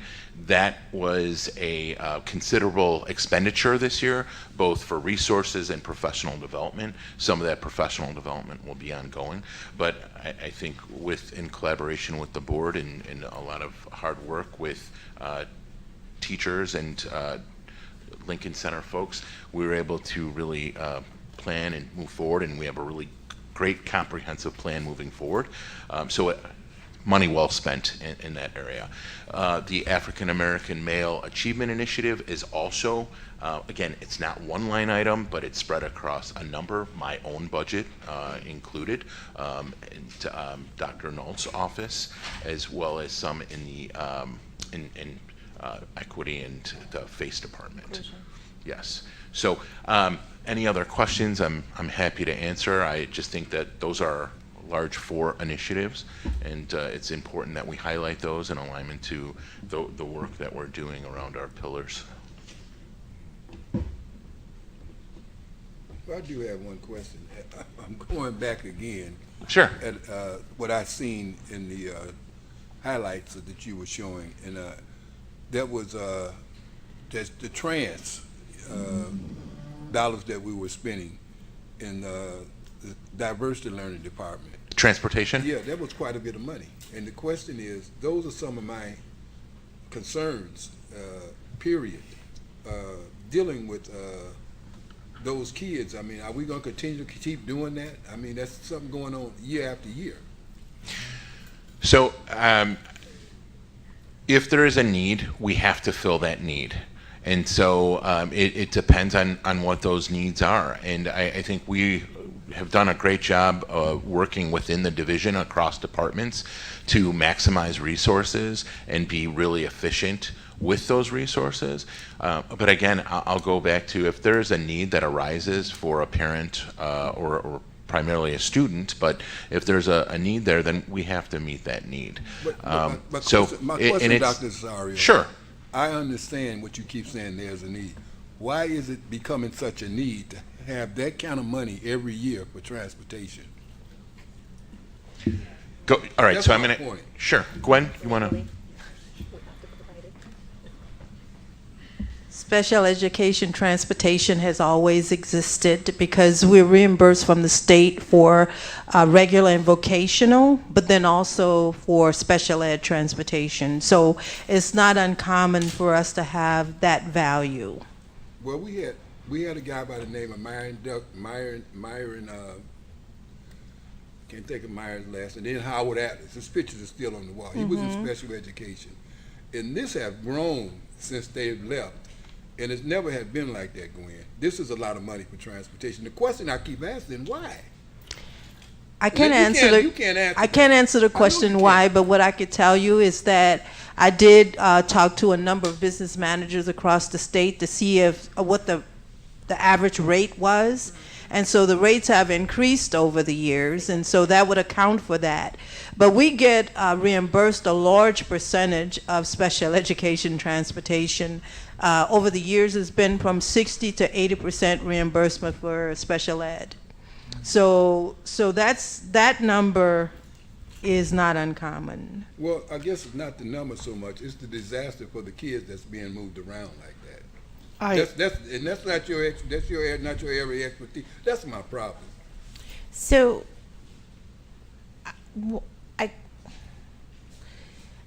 we need to continue. To be continued. No, let's. We need. I would like to respond to the why from Mr. McBride and Mr. Neeson. If you can't answer that tonight, if you can come back with that. But I also think that, and Mr. McBride, I'm gonna assume here. So if I'm incorrect, please correct me, okay? But I think that Mr. McBride is making a correlation of the transportation, that amount being correlated with students that are receiving educational services outside of our district. Am I right? That's correct. Mm-hmm. And so I know that one of his primary advocacies would be that we bring those kids back as many as possible, and we continue to drop that number. So in this amount, is that only included the students that are receiving services outside of the district, or also within the district? Because I think that may clear something up. This amount covers many students who are within the district. I wouldn't care to speculate what percentage it is, but a significant amount of this is students who may need a wheelchair lift to go to school, or they may need a cab that goes to their home because they live on a dead end. There's a whole bunch of things that go into that, and these kids are all in district, in their neighborhood schools. Those not the kids that I'm talking about. I'm talking about the kids that are going to Des Plaines, going to Connection, going to all them different places. So, those are the kids I'm talking about. We can get a breakdown for that if so you Dave, wish. can you give us an amount? So if it's $2 million, how much are we spending on transportation outside of the district? You won't be able to answer that tonight, but for our next budget meeting, if you could have that available. Absolutely. Thank you. And then also you're not just sending them there. There's a salary that the district is paying for sending them there. Those are my issues. There's a salary that the district is paying for sending those kids to all these different places. And we can get you. Go ahead. No, I was just going to say we To can get me, you the numbers on that's it. a crisis. And we talked about that. At one point, we were talking about breakdown. shifting individuals here down to the wraparound to open this up to solve those Right. issues that I'm talking about. So I think that's the budget piece, right? So it's year to year. So step one, Mr. McBride, when the board approved that plan, was exactly what you said, is to move individuals from here to the not the wraparound, but the 214 Washington building, right? And so then the question becomes, does it make sense for Waukegan Public Schools to set up the BEST program, which is still the plan, which would bring a significant amount of those individuals back? Again, I'm not going to have that conversation tonight, but in long-term financial forecasting, that's what we're going to have to talk about is prioritizing, right? Is because you may say it costs $4 million, and we may run an assessment, and it may cost us $8 million, right, to do it here in district. So really, like you said, what's best for kids is what we should be prioritizing, and nobody wants to be on a bus going an hour either direction, right? At the same time, we have an obligation to make sure that students are receiving the services that they are legally entitled to. So it's a both end. Is right now, I 100% see where you're coming from, and I would say is that the board is addressing that, but it's addressing it through the two parts. Is we don't have the current staff or spatial considerations in order to bring those students back. We're creating the opportunity by relocating individuals from this building to 214 Washington. And Brandon, I'm gonna leave it alone, but it's sad to say the comment you made. We don't have the current staff. What kind of staff do we need? So- It's just sad to say, man. We don't. I mean, it's very You understand specific. when I say that, though? I do and I don't, because if I have a student that may suffer from cerebral palsy, right, there may be very. No, not that student. You Then that's not, what. not that But student. that's DL student. That's what I'm saying. Is Right, Yeah, so but when I say- even not- a student, I've had to I'm not use talking about that outplacement student he services, was talking about Mr. in the McBride. wheelchair. I see them every day. Emotional disorder students also need services that our staff cannot always provide because there are special certifications, there are special instances and specialized training to be able to deal with these types of students. As a parent, I've had to outplace my own child, and I will say it's not always a negative thing, because if your child is receiving the supports and services that they need to eventually come back, to your point, to eventually bring them back so that where they're more stable and more functional, then that's what that student needs. And to deny a student, that extra support, I don't agree with that. There are instances that we do have to outplace our students so that they can receive the appropriate care and education, obviously with the goal of regulating and hopefully bringing them back if we can, because I know you're speaking more of our behavior and emotional disorder students. There are some students that may not come back because we don't have that capacity internally. It's a very specific and specialized field. That can't be done through the contract. Yeah. Well, we have BAM, WOW, OWL, MTSS. Right, that was not going to work. Like, just having So that I'm saying, was what not I'm going to saying, work. what I'm saying is that we have these specific programs Right. to avoid our kids going to some of them outside. With an emotional disorder, you can't always avoid it because it's your brain. If you're neurodivergent, no matter what you do, if that's how you're If you look at the amount of born, students he got in there, you gonna tell me all them students got brain problems? not all of them do. That's not what I said. All right, I I'm- said there I'm- are specific students that need that extra support because they are neurodivergent. To be continued. Yeah, I think one of the components, right, is looking at a student that suffers from severe anxiety. So BAM and WOW can give that supportive environment for students that have mild forms of it that doesn't take over their entire day. Whereas I think these students that are being transported are so severe that services like BAM and WOW aren't going to address that need. My point is, before they get to you, they have an IEP. And that IEP, what comes with that IEP is different issues. BAM and WOW is supposed to be here to address those issues, but guess what? And I keep saying, as you were saying, Carolina, you got a lot of kids in there do not need to be in there. That's my point.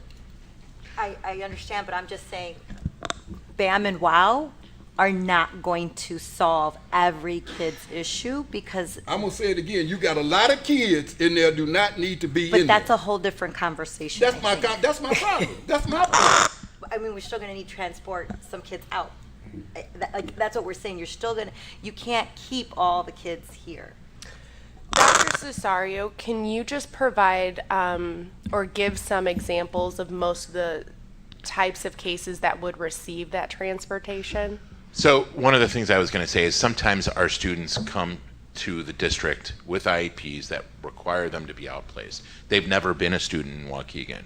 So it may not be anything that they've never had a class here, but they move into the district, and we've had several of those instances where we have students who move in and they're already placed in a therapeutic center, and so they already have that. But I think to Ms. Fabian's point is that it's organic.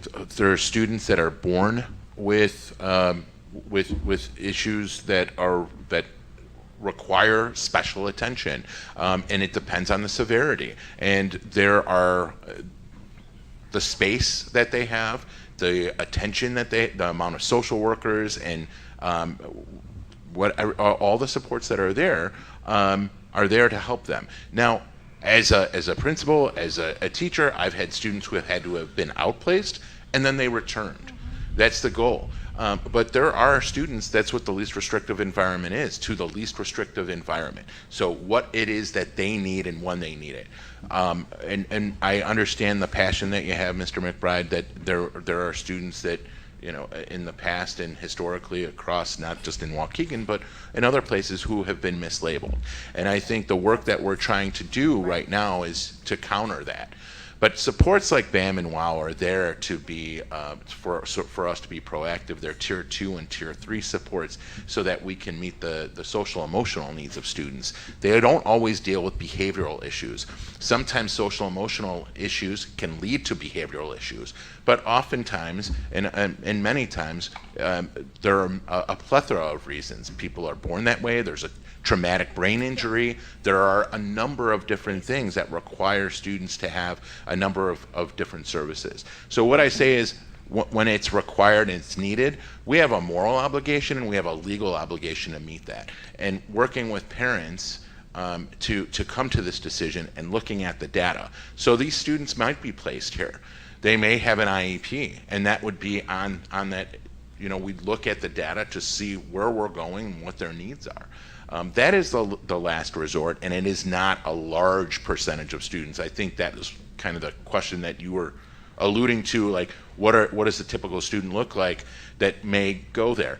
And they're there for a variety of reasons. Right. And oftentimes it does help to regulate, because there's a number of people, it's like 8 to 1, and I'm making that up, but it is a large number of people who are focusing on one student. And so Dave can speak more to this. I can only give my perspective as you know, an administrator and a teacher, but that's where we're at. It is a need. It's not someplace where we want to move students out, and we've reduced that number. During my tenure here, we've reduced that number, and we have increased the number of students in BEST, but that's our goal. But it takes a facility, and it takes more. So we talked about having the staff to do it, and that's what we need. And I want to jump in on Mr. Sure. McBride. I think we're having two relevant but separate conversations. Yes.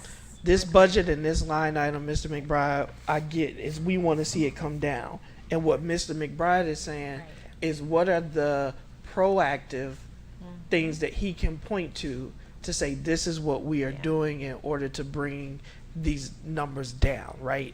If it is BAM and WOW, to your point, Mr. McBride, is I don't necessarily, and I don't want to put words in your mouth, but is that what you're saying, is where are we spending money and resources in order to address the problem proactively as opposed to this is reactive? Well, a little bit of both, Brandon. But I'll be willing to somebody said bring the numbers back of the kids that may be at mentor, that we send the mentor, that we send the ombudsman, that we have over at AEOC. All that's part of the budget, that diversity. And I know that. But at the same time, what's the antidote? Why we keep doing it, keep sending, and we just keep doing it year after year after Because year. we understand more. I think our views around diverse learners has evolved over the years. To your point, Mr. McBride, is years ago there were different processes, philosophies, ways that a lot of these students may not have been in a public education setting. They were at home, right? And so now people know their rights. They're coming, they're demanding things from the public schools as they should. And quite frankly, there's a separate conversation that needs to be had, similar to healthcare, is we pay the price. Whatever that number is that they put out in front of us, you heard them. We legally cannot do it. And so if the price continues to increase, it's not a negotiation that we have. And so to your point, this number looks excessive because it is. It costs a lot to educate these students. And so I think there's a both-end conversation. Is as cost continues to rise, as school districts, like at least I appreciate Ms. Polk, are our rates comparable to the rest of the districts in Illinois? And then are we talking amongst ourselves to say, is this the appropriate rate? It's because many of them are for-profit businesses, right? And again, that's not the problem that we're solving this evening, but you are correct. These are monies that come directly from our coffers and are going to many for-profit institutions, many of which do great work, and as I mentioned, support these students in ways that they need, but we don't really control or set those costs. And so I do want to say that, and I also want to echo is that Mr. McBride wants to be able to show what are we proactively doing in order to support more of these students to keep them in District 60. In return, right. Or reduce contract costs. So one thing about the contract costs, and I think Mr. Ewing was alluding to that, is that the transportation companies and the price that they set is exorbitant. I mean, it's way up there. So that's one of the factors, but that would be a separate conversation, obviously. I think it's important for us to know that we have a set amount that we get reimbursed for private facilities. So we pay it up front, but I can't tell you the exact rate for each of the facilities, but that is established by the state. And when we submit our private facility claim, we get a large portion of that money back. So we've been ranging between 4 to 6 million, maybe. I don't remember off the top of my head, but a large portion of that money we get it back. Well, Gwen, I'm not be honest with you. The money is there, but the money made me speak about what I think that's missing. The money is not the issue for me. The money is our babies keep getting outsourced, and at the end of the result, we talking prison to pipeline. I see them later on down somewhere in Stateville or Pontiac. Them same kids that we talking about here, and that's my real issue. Mr. McBride, I think it's a interesting conversation to have, right? Because it's a very complex conversation. I've also been a part of a board reprimand where the student was outplaced and doing great, and then they came back into the district with no supports, and that's when the behaviors arose. So I think it is a case-by-case situation, and I think what you're advocating for is making sure we have the clearest picture available for all of these cases to make sure those students are outplaced if they need it, but are in district if we can handle it. Is that what I'm understanding? Yeah, but what I'm saying to you is what I see every day around me when I wake up in the morning. Some of these same individuals, they didn't got caught up in the drug, but they started here. Right. And Mr. McIntosh comes up and talk it all the time because he probably lived it and understand it. And his passion is like mine. It's the same spirit. And we can see that when you hear prison and pipeline, it starts with what I'm talking about right now. It's putting these kids in cabs, sending them all over the place. And you were saying that they do come back. I would be willing to bet you one of the ones that we sent out do not return here. And I'm saying that to say I see them every day in the street right now. There's some of the same ones that went to Waukegan High School that I've seen at the Boys and Girls Club and at the different programs that I was in, Park District, Junior Bulldogs. They wind up coming here, getting into special ed, having an IEP, maybe having an IEP because they couldn't be still in the classroom, or might have passed gas. All those little different things like that adds up to the IEP, and as a result, they come to the next step is Dr. Bubbles, and from Dr. Bubbles, next thing you know, mentor, connections, desk planes. I know all of them because I know that's where they all go. But as a result of that, I guarantee you, most of them wind up down there in Stateville, Pontiac, or Granville, somewhere down there. So I am saying, what are we doing to keep that from happening? So again, So the can we- proactive approach. Right, so can numbers we, yeah. So, Mr. McBride, I hear your passion, and this is this is an issue or initiative that you champion all the time. I'm going to ask my team to come back and be able to answer those questions for you. But as far as the budget is concerned, if we can please separate that cost of students that are being transported out of district versus in district, so that he has a visual of that, and can give some context to that, and we will come back with another presentation on. I mean, you said a lot, so, and I've heard you. You're talking about the prison pipeline, mislabeling of students, what are the preventative measures we're putting even prior to giving an IEP, the MTSS process, etc. And so I have heard you, so we will come back and we will have that conversation with the board. And just on another note, Mr. Riddle seen him. I know he's seen him because he worked in the jail. Yeah, and I do apologize, but it's so we've identified one point, which is literacy, Yes. right? big and so one. to your point, Ms. McBride, there are people who find their way into the school to prison pipeline through outplacement. We know about that. Many individuals who are in prison, right, who have IEP, but not everybody who has IEP finds their way themselves into the penal system, right? But it is one of those pathways. But same for literacy is if you don't graduate, meaning there are so many of our students and my friends. So when you talk about those kids that you coach that are now may not have made the best life choices and decisions, many of them didn't have an IEP, right? Many of them graduated or did not graduate with a high school diploma, and that's what I mean by we're having two separate conversations. How do we support more of our students and get them to stay in school, right? Be it with an IEP and the adequate supports, or without an IEP and getting to that high school diploma, is because there's a lot of, I think, assumptions, and I want to have the conversation when we do have the numbers, but I also want you to know. No, we're talking the same thing, Brandon. The kids are kids, and the issue is the same. We're talking the same thing. But the same ones that you talking about didn't get the IEP, didn't have to go into special ed. Them the same. That we talking the same thing. Still, the issue is the same. Right. So the outcome, regardless of the IEP or them, the issue is that wasn't determination, and so I think they're better support, and that's why I go back to.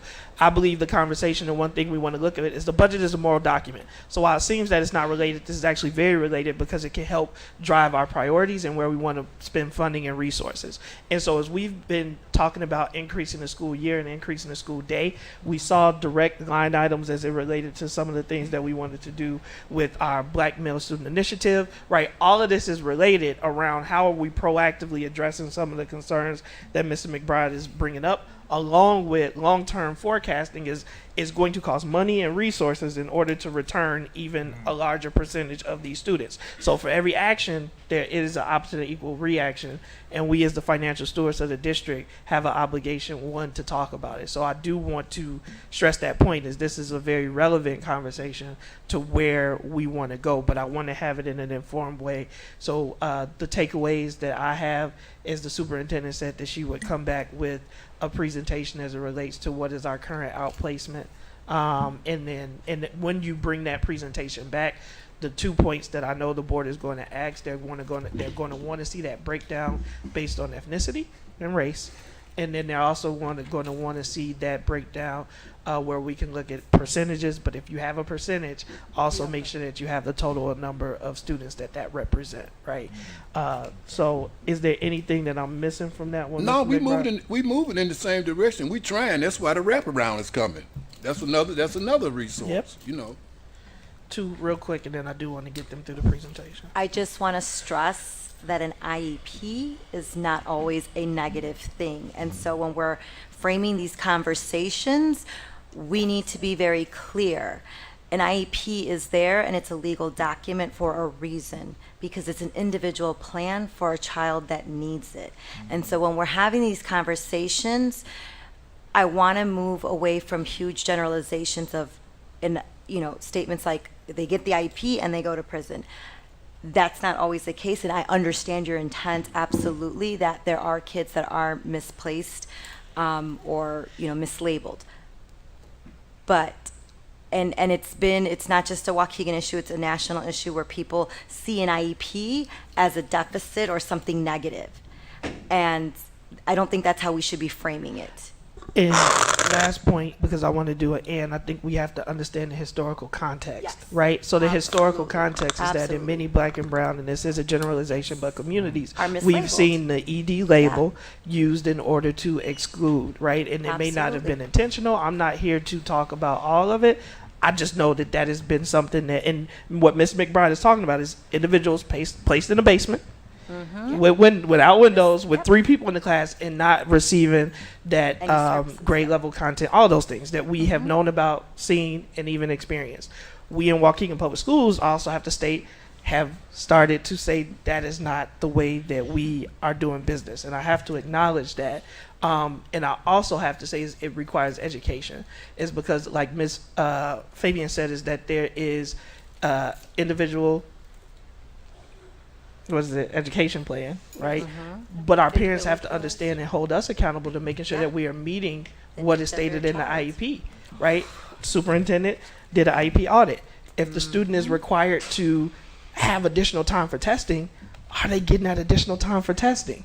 Because if they're not, to Mr. McBride's point, we're not meeting Their needs. the needs of the IEP. And so to your point is if we actually meet what is required in the IEP, many times we can keep that student in school with those supports, right? So I think that's the both end, is if students get them, we have to make sure that, one, they're accurate, that they actually, and we have very good staff to that point that are doing that. So I don't want to generalize, but that the IEP is accurate, and then that we are following what's in the IEP plan, and that we're communicating with parents so that they understand what their rights are and can advocate for themselves. So Ms. Lindsay, final point on this one, and then I do want to get through the rest of the presentation. Okay, 3 fast things. So I'm glad you brought up the parents can advocate. They need the supports in order to be advocates for their students, because they may know their kid, they may not know the system in which they operate in or what are the possibilities out there, right? So that was the first one. Second thing we also need to consider when we're talking about historically how individuals have looked at IEPs and them being a negative, another aspect to Mr. McBride's concern is changing the narrative around mental health, because many of us, more than I would like to still believe it is, well, not that it's a choice, but that you are broken in some way because you need mental health. We all need mental health. We all need life coaches, right? But mental health awareness, but access to that varies. And so if you feel like you can manage it yourself, you may not go. And some people think, oh, I don't want, for whatever, the stigma, fill in the blank, right? The last point I wanted to make, and this is for the board, when we talk about the school to prison pipeline, it's more than just the schools. So we will be, as a board, doing as much as we can for our students. Every one of us is an advocate for them. Our administration has been advocates for them, but it's bigger than that. You have to engage with our representation to say, increase the living wage. I was out there and I think it was November with Representative Mayfield and Senator Johnson, and I asked, why is the living wage so low? Like, to be in Lake County, you need $19 an hour just for yourself. That's not including a family. And they got it to $15 an hour. So we as a board, Right. And so there's so many issues with the system. So yes, education is a sector of it, but there's multiple public sectors. We have to look at the health sector. We have to look at what we are paying people so they can afford a roof over their head, food in their bellies, to save for emergencies, etc. So the board needs to be advocating for that with our positions, with those that we encounter. We need to encourage the community to start demanding more of our representatives, because that's another component of it. We can address our slice, but we need everybody to hold other entities accountable so that they can address their slice. I'm off my soapbox. Sorry. Deputy Cesario or Mr. Chin, whoever. You go ahead. Sorry. Yeah, I'm done. I don't. Thank you, Dr. Thank you. Thank you all. Thank you, Dr. Cecilio. We're going to continue on with 3 more items under 3F or 3 Foxtrot. We're going to talk about capital improvement projects in FY25, capital improvement projects in 26 and beyond, and we'll close out with the fund balance projections. As a postscript, Mr. Luoza spoke to you earlier about the financial profile of the district going from watch in the earlier years to recognition now. I'd like you to pay attention to look at a column called cash on hand. It's 168 days. Board policy asks for 90. And I believe when our superintendent assumed command of our district, as we say in the military, it was in the 70s. We were talking about that downstairs. So we've made a quantum leap in terms of prudent and vigilant financial management. So with that, I'm going to yield the floor. And Ms. Pope, are you going to talk about the capital improvement for 25 and 26 and beyond?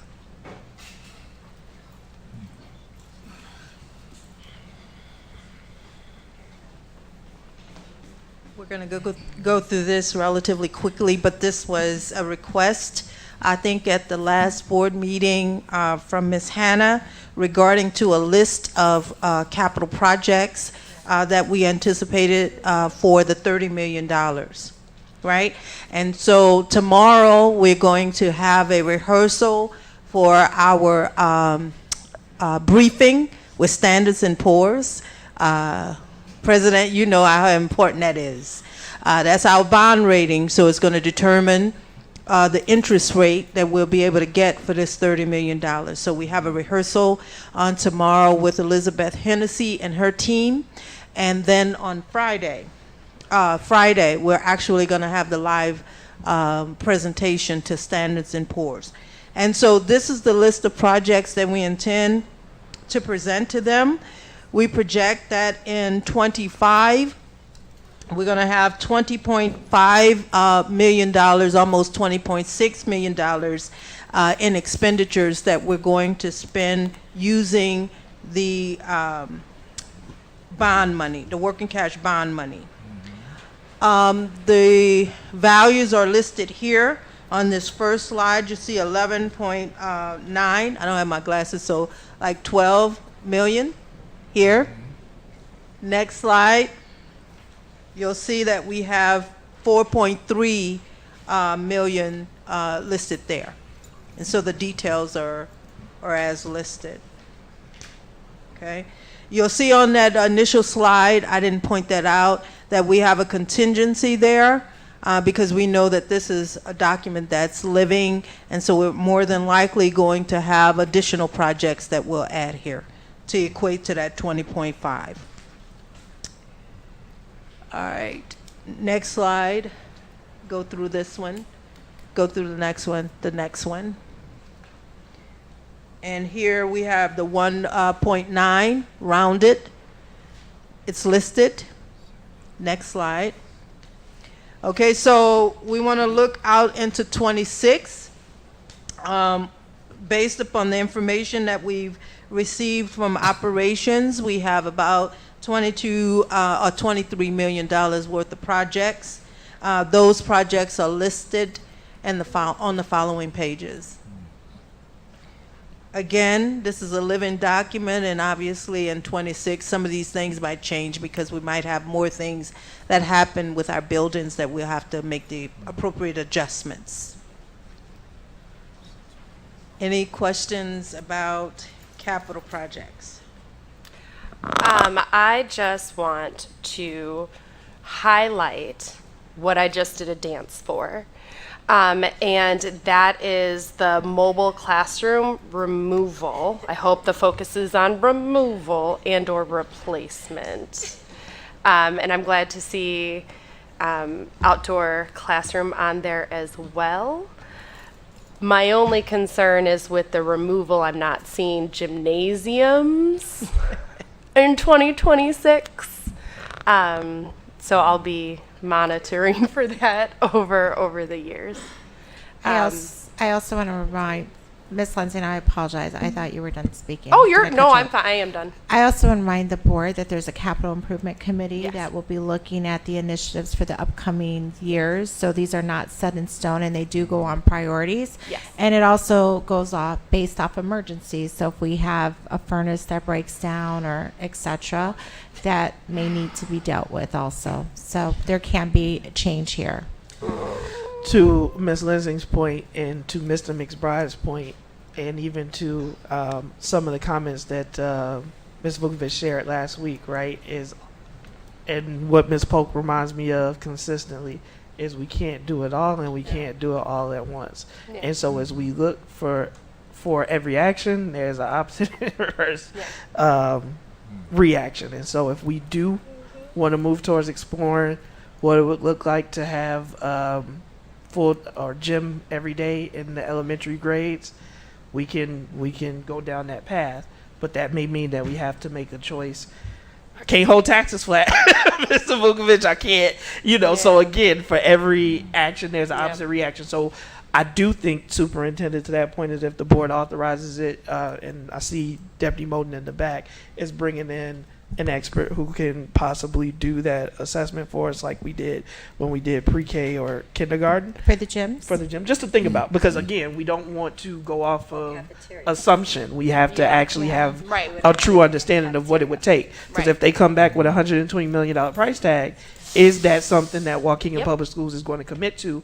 And Right. we owe it to the public, one, to show them what that number is Yeah. and why we make the decision that we Right. are making. And so from the Capital Improvement Committee, I see stuff on this that's been on there all 5 years I've been on the program. Is because this week the outdoor classroom was approved 4 years ago. Yes. The getting rid of the mobile units, right? But for Yes. all of those actions, there's an opposite reaction or impact that we have to consider. So Yeah. I just want to put that on the table. We Go can- ahead, Mr. Oh, sorry. Go I ahead, just wanna- Superintendent. Yeah, and then Mr. we'll McBride. definitely look at that. But I don't need to say this. You all know that we have a lot of need. Like we have parking lots that need to be repaved. We need windows. There's a lot of needs. So I don't. And then we have another life safety audit coming up. So that's going to also dictate a lot. So I just want to manage expectations of like when you look at everything.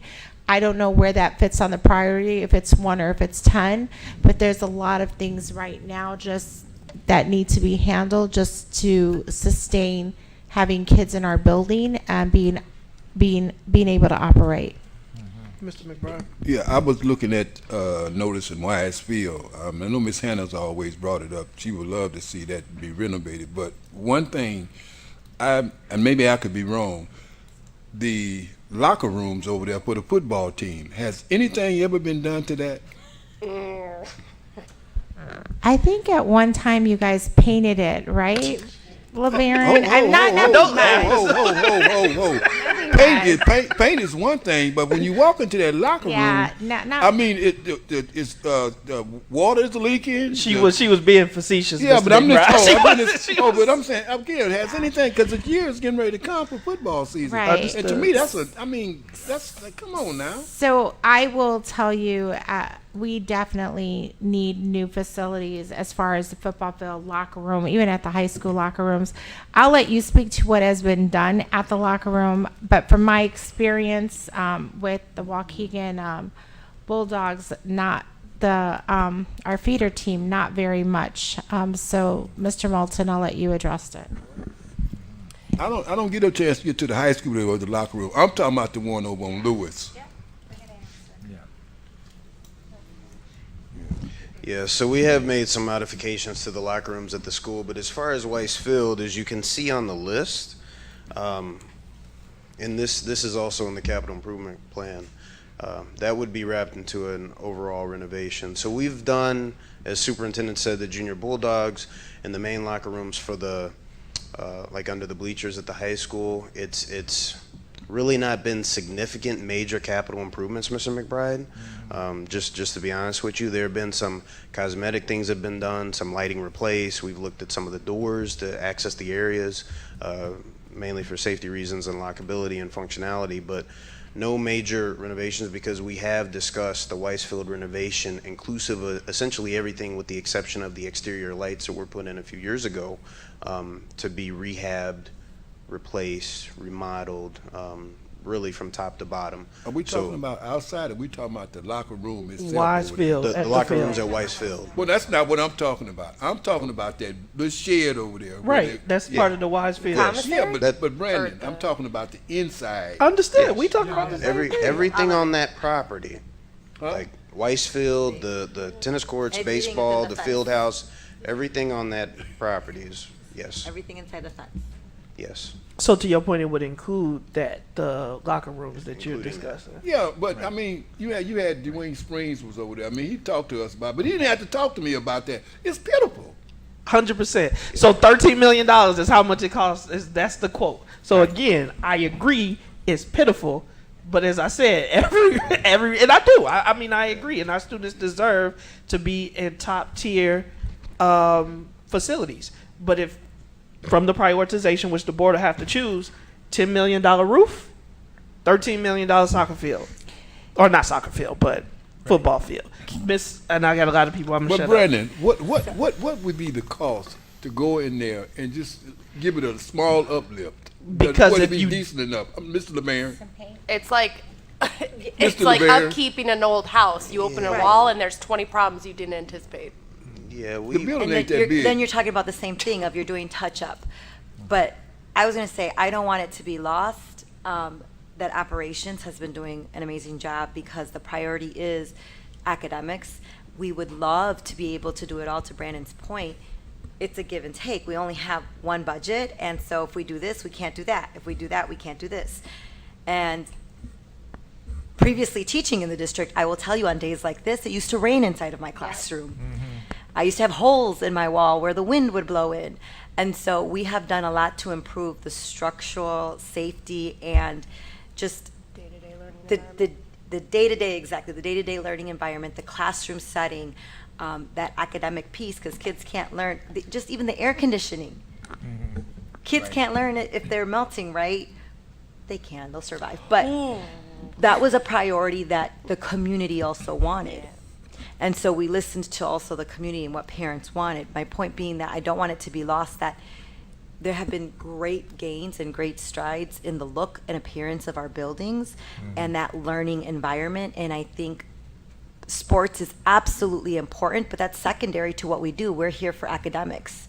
And so the priority should be our learning environment and then academics, and then sports, sorry. So can I just jump in? And I just want to applaud the board together because for the past 8 years, the board has made intentional efforts to ensure that our buildings are up to par for our students. And there has been a lot of work done. We're not nowhere where we need to be, but we're in the state of repair, patch, and not actually full renovations. This is where we're at now, and it's going to take us some time to get where we're just now maintaining. So, I mean, the board has taken a very bold stand in this area, along with the district, and so that's what you see there. I do believe, though, all of it needs to go hand in hand because kids, stay in school for multiple reasons and want to be involved in extracurricular activities. And so somehow we have to balance all that. I mean, our business is academics, but I mean, they do Yeah, I'm not coincide, saying we don't right? do Yeah, that, I know. But Yeah. gotta balance the budget. I'm just going to make a comment, and I'm not expecting a response with this.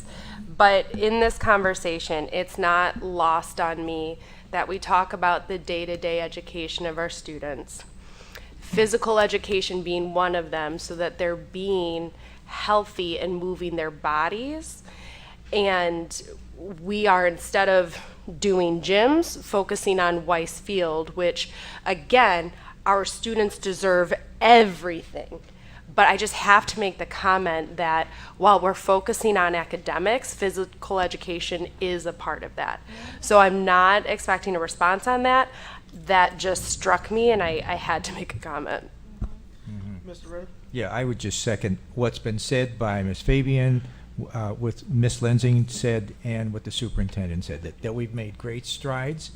But the children do, and sports is very important, but our children do live in the buildings, and we've made great strides in improving the buildings for the staff and for the students. I see one item on here that is, the students keep telling us about, at the mikvah challenge, they kept bringing it up in different booths that I went to, and that was the bathrooms. And so I'm glad to see that, we continue to renovate and look at the bathroom situation, because the bathrooms are used every day by all the students. And that is something that is very important to them. Otherwise it would not been on 3 or 4 or 5 different mikvah challenge groups who were talking about the bathrooms.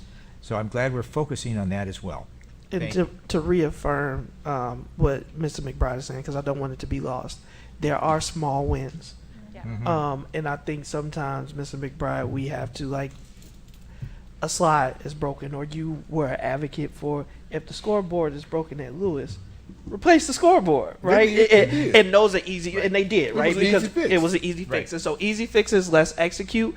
But I do think that we have to be strategic about, again, if we gonna spend even $100,000, $50,000 on a locker room, but the plan is to tear it up in a matter of 2 to 3 years to go in and replace the whole thing. And I think sometimes that's a different ball. And that's what I'm saying. And so if it's on the plan, we can communicate it to the community. This is what's coming, because I'm sure the taxpayers don't want us to, what is it? Measure twice. Ms. Boofish always reminded us of that. And I'm sorry to pick on you, but and cut once is because if you make a mistake, that could be a $300,000 decision, right? And that's something that could have went to somewhere else, like those scoreboards. So I appreciate that advocacy, and I do want to, the heart of what Ms. McBride is saying, if there are small things that we can do to improve the value of our students, right, we should be taking those opportunities in order to do them.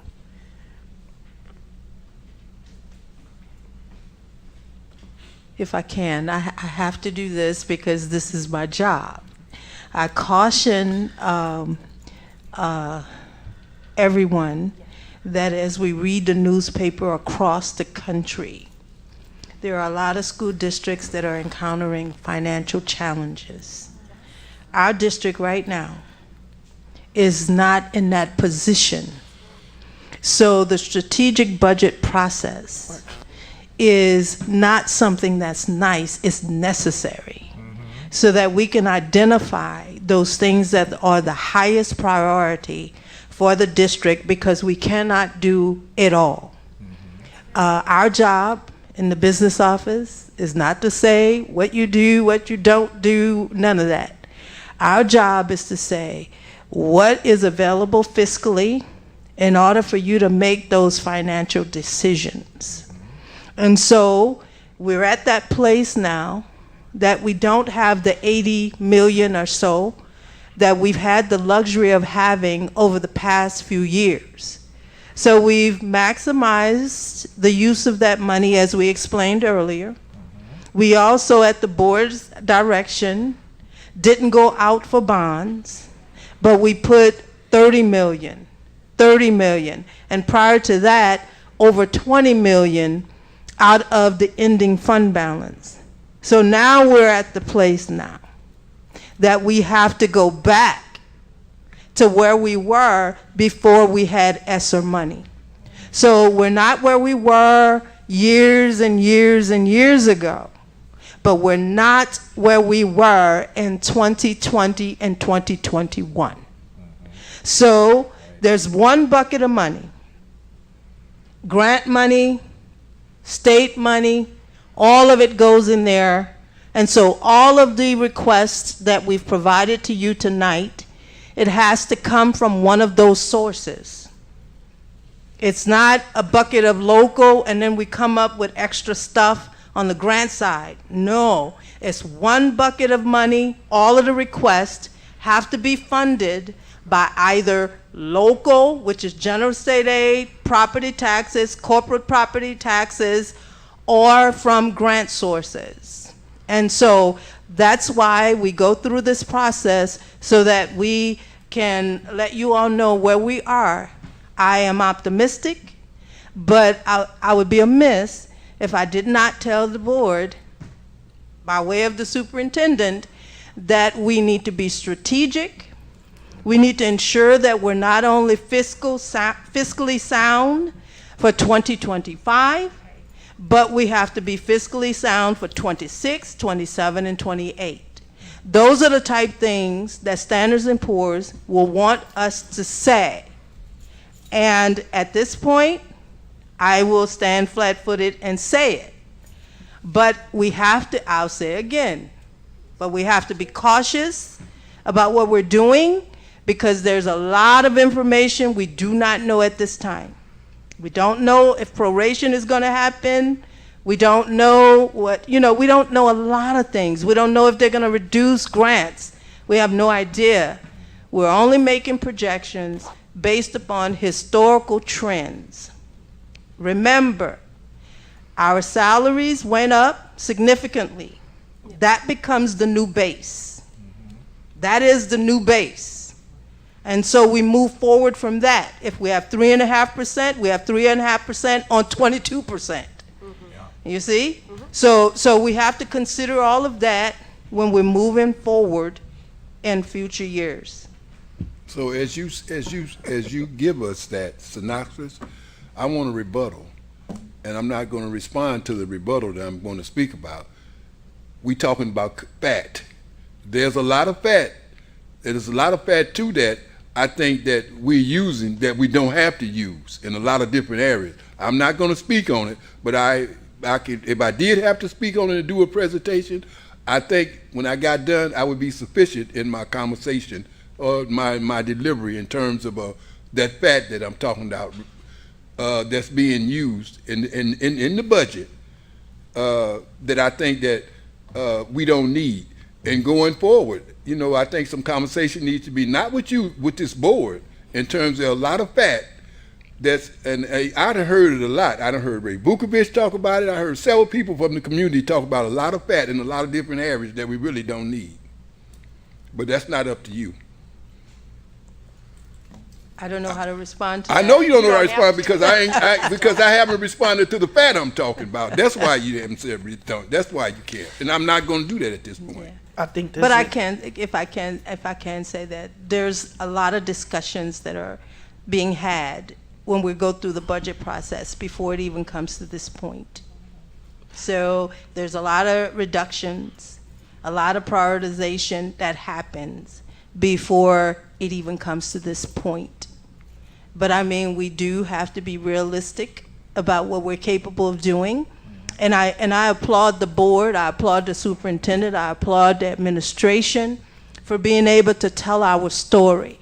Because I think someone said, I think it was you, board president, said that, we need to advocate for ourselves. We need to be able to tell the legislators that we're not getting the money that we need in order to adequately educate our students. every chance I get. Every chance I get. We're at 69% adequacy. That's low. Still at tier 1. And then at the desire of the board, the superintendent has directed us to keep the taxes low. Keeping the taxes low means that we lose that money for years to come. So it's compounded. So we lose that base. So maybe that's something that we can consider. It's not a large amount of money, but it is money that we're losing annually, compounded. Ms. Lizzie. Yeah, so the board has been, and you showed on the slide, since 2018, and has been very clear throughout the conversations that we want to keep the taxes level, right? The board has been very clear about that. What I want to touch on is as you are going through, we can't plan for the future. We don't know what's going to come. This is another call to action for the community. As you make decisions, electing representatives at all of the levels, you need to be mindful of what their intentions are, right? So if there are candidates that their goal is to defund education, when we look at the sources of funding that we're getting, those are going to either go away or decrease or go negative from where we want it to be. So people need to be mindful of that. Another component is that our district suffers from the impact, and Ms. Gonzalez has said it before, and I have reaffirmed it, and I'll do it again. Our district suffers from the consequences of white supremacy. There has been redlining to cause the financial structure that we are in as a community, and that ties back to the property taxes. We don't have an equitable property tax system, right? I see more than just going to Stevenson, but there's social media posts of kids with these amazing facilities from that you would think is from a multi-million-dollar company, and it's their school, and it's even beyond collegiate level in some respects. But then we have our buildings that we have to decide if our kids are going to have a new track to facilitate our athletes, if we are going to have new rooms, if we are going to have mobiles, etc. So as people start to look at our numbers, I am going to urge individuals to also look at that big picture to see how we can shift it and make it equitable for all children and not just those who have access to resources because of historical decisions that people alive today had no ties to. Off my soapbox. Any other questions about that? I think to Ms. Lindsay's point, tax base has a lot to do with that. When you start looking at influential areas like Stevenson, you got to look at the people who stay down there. And you got people down there have money that they can say all of a sudden as a taxpayer, you know what, I'm gonna pay for that gym. And you got people down there, you know, can do a whole lot of different things. I mean, you got, again, you got to look at that about correct, Brandon. You got to look at the community. You got doctors, lawyers, corporate people down there, and so that makes a difference when you start looking at Waukegan. And that's the argument, and I think, and that's what we're all saying, is that we have to be financially responsible with the resources that we have, while also drawing a line and pointing back to the systemic issues that are why we got in this predicament and what we're trying to move out of, right? So EVA is a way that the state is trying to address that, but we already talked about the issues with EVA. Our state rep has talked about school consolidations, which will help many districts.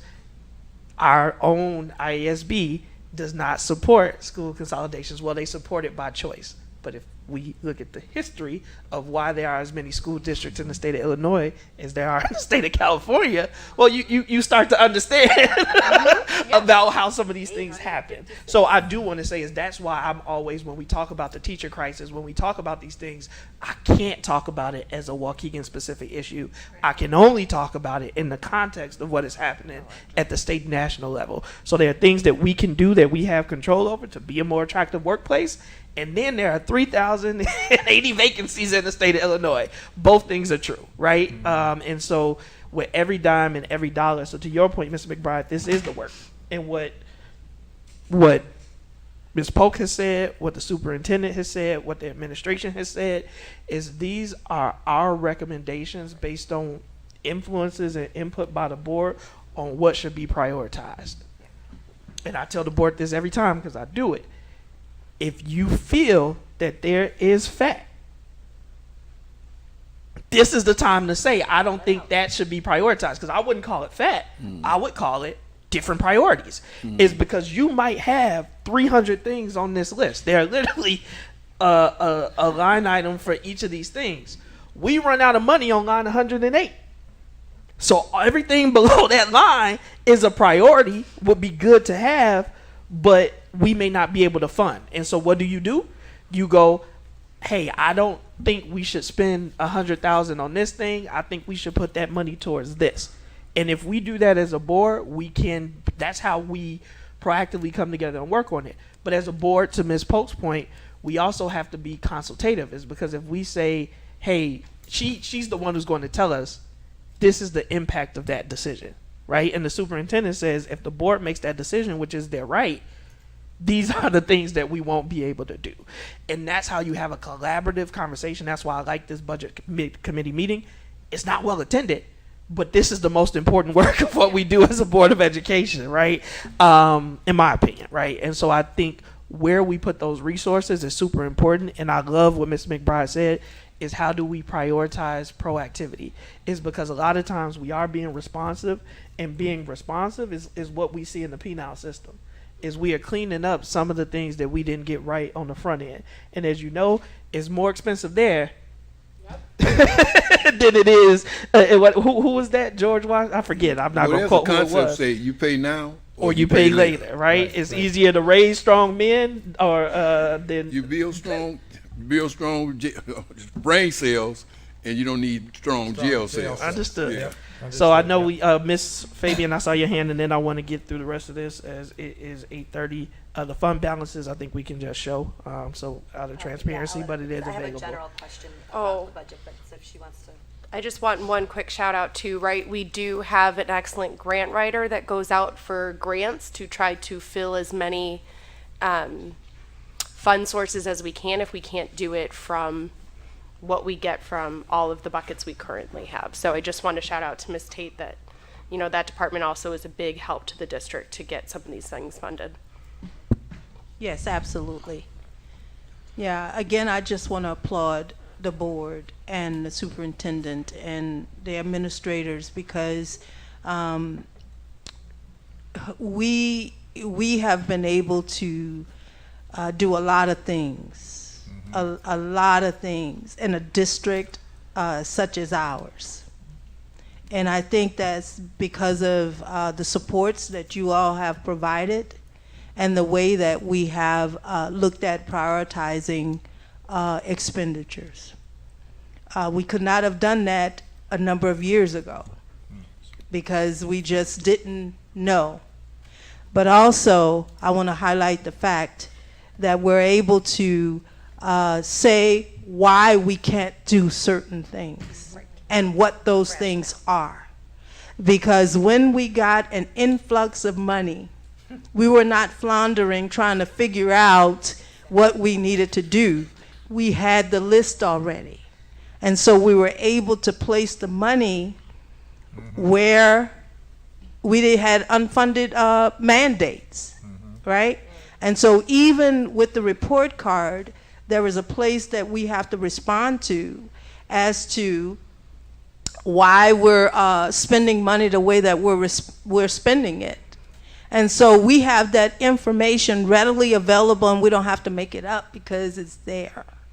And so I again want to say thank you to everyone who works extremely hard to make it possible, and also to my team, because it's a lot of hard work. We understand that this process takes a lot of work. It's so much easier just to roll it over, right? That's what we used to do a number of years ago. And when we did that years ago, we had a $12 million deficit in the education fund, is that right? We had a $4 million deficit in the transportation fund, and we had a historical deficit of $4.8 million in capital projects. And so each pay period, we had to go out to get a loan just to pay people. That's what we did up until 2011, I think it was. Up until 2011. And so here it is. At that point, we had a fund balance across all 9 funds of $32 million. And now we have a fund balance I won't say. Because we'll spend it. No, because they come looking. And now we have a fund balance I won't say. So thank you very much for your time and your effort and going through this tedious process. Is there I had Yes. Miss Fabian, and then I saw Mr. Vukovic's hand. If she wants to, if you want to go through the last two slides, that's fine. My question is a general question about the budget process.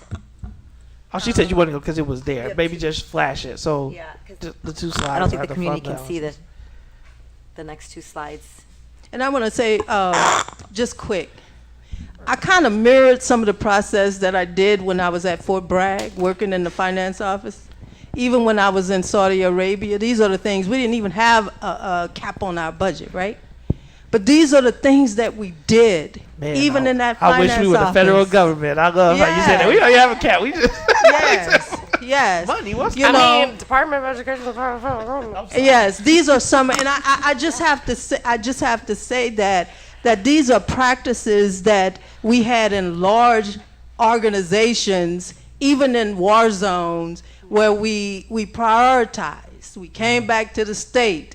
We said, okay, because I flew back from Saudi, flew back from Haiti, to brief on what we were spending and how we were spending and the monies that we needed for the things that they didn't initially allocate to us. So this is not a foreign process that we just pulled out of the air. This is a process that Tried and true. It works. federal government does, Army, Corps does. And so we infuse some of those things that we learned over the years into this district. And it has been successful. It has brought us out from a long, long ways. Right. And so I just wanted to say that. It's financial literacy at the school level, and I just want to say I think we heard a few meetings back here about financial literacy and how important it is for all of us, Yep. and it includes our children. Yeah. And people don't get it. They don't get it. A lot of kids don't get it when they get to college, when they live life, they go out and buy and spend, and they just don't know. And you have forced financial literacy on this school district, and it's kept us afloat, and we've done better than that. Our superintendent said when she first came, you'll never have enough money to do everything, but you have to start somewhere. If this is the priority, that's what you work at. And so I remember her saying that's one of the reasons we hired her, is because, and Miss Hannah was on the board at that time too, is because she said you will never have enough money. We told her about all the needs we had, and she said you'll never have enough money to do it all, but you can do some of it, and you can start on your priorities. That's so important. It's an important lesson you have, our district has, and we need to teach it to our children. And I think this board, I'm saying something that I really feel is important, is that I think we need to talk about that financial literacy class again for our students. It's something that they may never get if we don't give it to them. And I do want to. Yes, I want to have that conversation because financial literacy is so important, but I have to correct the record in that students are still required to take it. The issue is that the staff member is saying that, hey, they've been disincentivized by us not making a graduation requirement. Right, and I think, Board President, what I heard is all it has to be is listed, and they have to be listed, and that's it. They don't even have to come to the class. And so Yeah, but that if has they to be fail, it corrected. impacts GPA. So that's what I mean by the context of, yes, let's have the conversation, but every student has to enroll in the class. That is true. We were hoping that we wouldn't see massive failure rates, right? So, Right. and that's a bigger conversation. Yes, it is. Mr. Vukovich. Are you on? Is it a light green? Or green?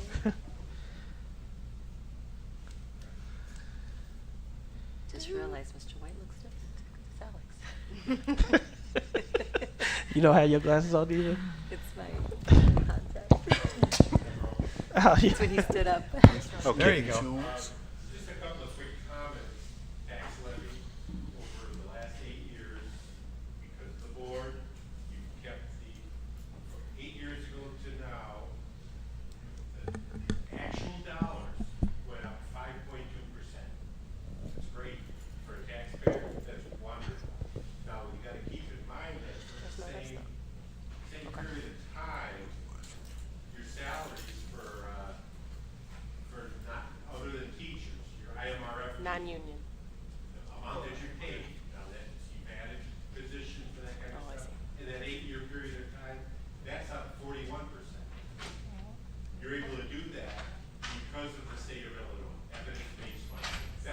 made all of this possible. That's what has made all of this possible. It's money that you never had before. That Hannah, McBride on his first tour duty, he had to experience it. Mr. Riddle maybe a little bit, but most of you, you've never served on this board and really had to say no, where you've had to say, we have to lay off 2 teachers, we have to collapse this kind of stuff. Stuff that you may have to look at in the future. You know, it goes through cycles. Talk about painting White's Field and then you're gonna do something.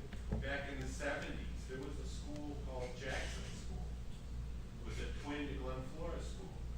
And they had painted it 2 years later, tore it down because they didn't need it. It would be a beautiful building right now, beautiful location if they had kept it. But everything goes through cycles. It had gone, population went down. 30 years ago, Whittier School was closed because of lack of population. All the portable classrooms were done away with at that time. There was a time, what's now Washington campus, that building was closed for a couple of years when they put all the addition of the West campus. So it goes through a cycle, but you're down 900 kids over 4 years. Looks like you may go down another 300 according to your projections. I don't know how that goes into the evidence-based funding because you have that hold harmless thing, but if that trend goes or if it goes further, that could be an issue. The state of Illinois did increase the evidence-based by $350 million over the $350 they did last year. Ms. Polk had hoped for more than that, but that budget passed by the skin of its teeth. 100%. There were only 3, it took 3 votes, and there was a bare minimum. So you don't know next year if you're gonna, if that 350 is gonna go in there. There was a time in Springfield, they would pay 80% of something, and then by the stroke of the governor's pen, he reduced it to 80% of 80%, and it could be 6 or 8 months before you even got reimbursed. So there were tax anticipation. There were a lot of things out there, so you've got to find me a good partner in Springfield. So you got a lot of things going there, but you got a lot of work to do. Go ahead, Ms. Fabian, and then Can she finish her? I mean, do you Oh, have she- questions on this specifically? Because we got it there. It's there. It's available to the Okay. public if anybody Right. wants to or has questions about those. So my question is, at the end of the year, are you going through all of these budgets and seeing what was the projected, what was actually spent, and having that conversation then, like, why did we over-project or under-project significantly, right? If it's, one thing is, right, like, you're going to have a margin of error because you really don't know when you're projecting, but if we over-projected by 50%, are we having conversations with those departments and looking at historical trends to see, is it a specific department that's overestimating or underestimating, and what does that process look like? Yes. We're progress monitoring throughout the year.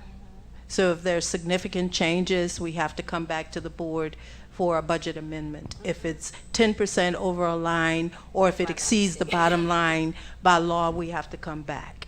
So throughout the year, each of the those who have requested a budget are reviewing to see what percentage, looking at what they requested, whether, you know, it's something that they should continue to do or something that could change to go to something else. So that happens all throughout the year. We're forced to do that, actually, because in our AFR, if you ever look at that, there's 2 columns. One that says the budget, one that says the actual. So our external auditor does that for us. So we are looking at that. Another thing that I want to point out is that because we do zero-based budgeting or modified zero-based budgeting, it goes back to 0. So if we were to compare, you know, it would be kind of useless because we're almost starting over. The only thing that really doesn't start over would be contracts, but those are under review as well to see if we should continue those. And over the years, some of those that we've had the previous year, they've, been dissolved and we've moved on to something else. And that information was presented to the board. So yeah, it's a constant review. I don't know if Dr. Cesario wants to say something or Mr. Moulton wants to say something about that, but it's a constant review. It's progress monitoring, and so we make those appropriate adjustments. Ms. Lindsay? So I had a similar thought, so I'm glad Board Member Fabian brought it up. So from the board's perspective, the best location to see that 30,000-foot view of here was what we budgeted, this is what we actually spent. Yeah. As a summary, where is that found? You could see that in our annual financial report. Okay. Yes, and we are required to post that online. So if you look out there, or we could help you. No, that's fine. Yeah, Yep, it's nope, post- it's just getting, so is there. we're saying we're doing it, so I want to make sure we're connecting the dots to where people can find it. Go to Right. the annual financial report, and then you'll see it on the expenditure tab.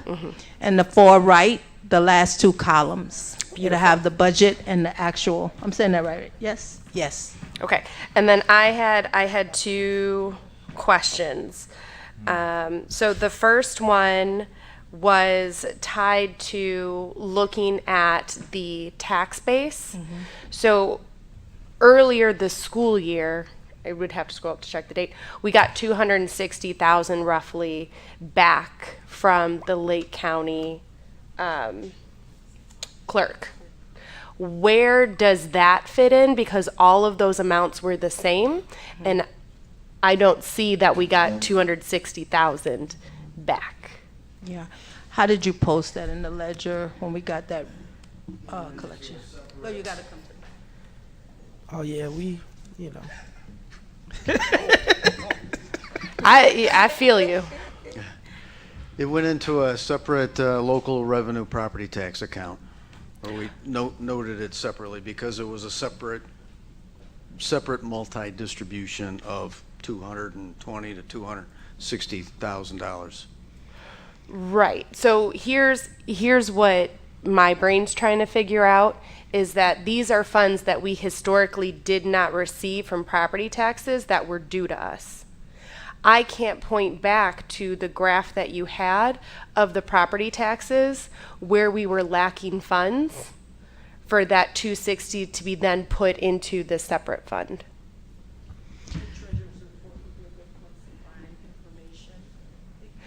And the reason I'm asking, right, and you can definitely reiterate that.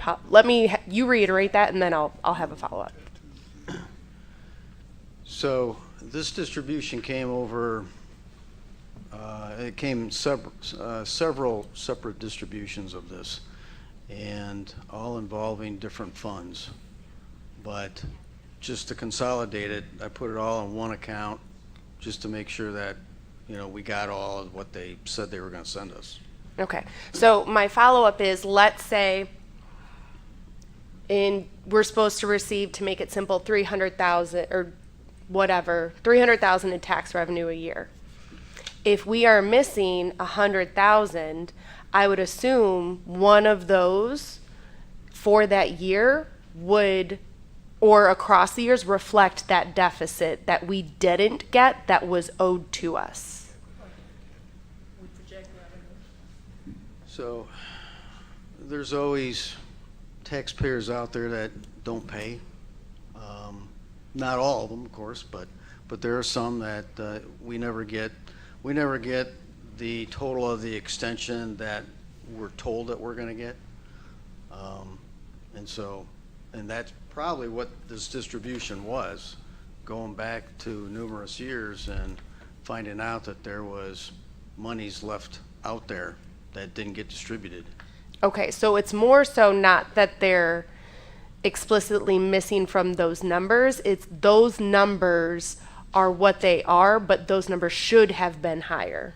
So instead of like the 256, it probably should have been 266. but that's not what we received. We received that.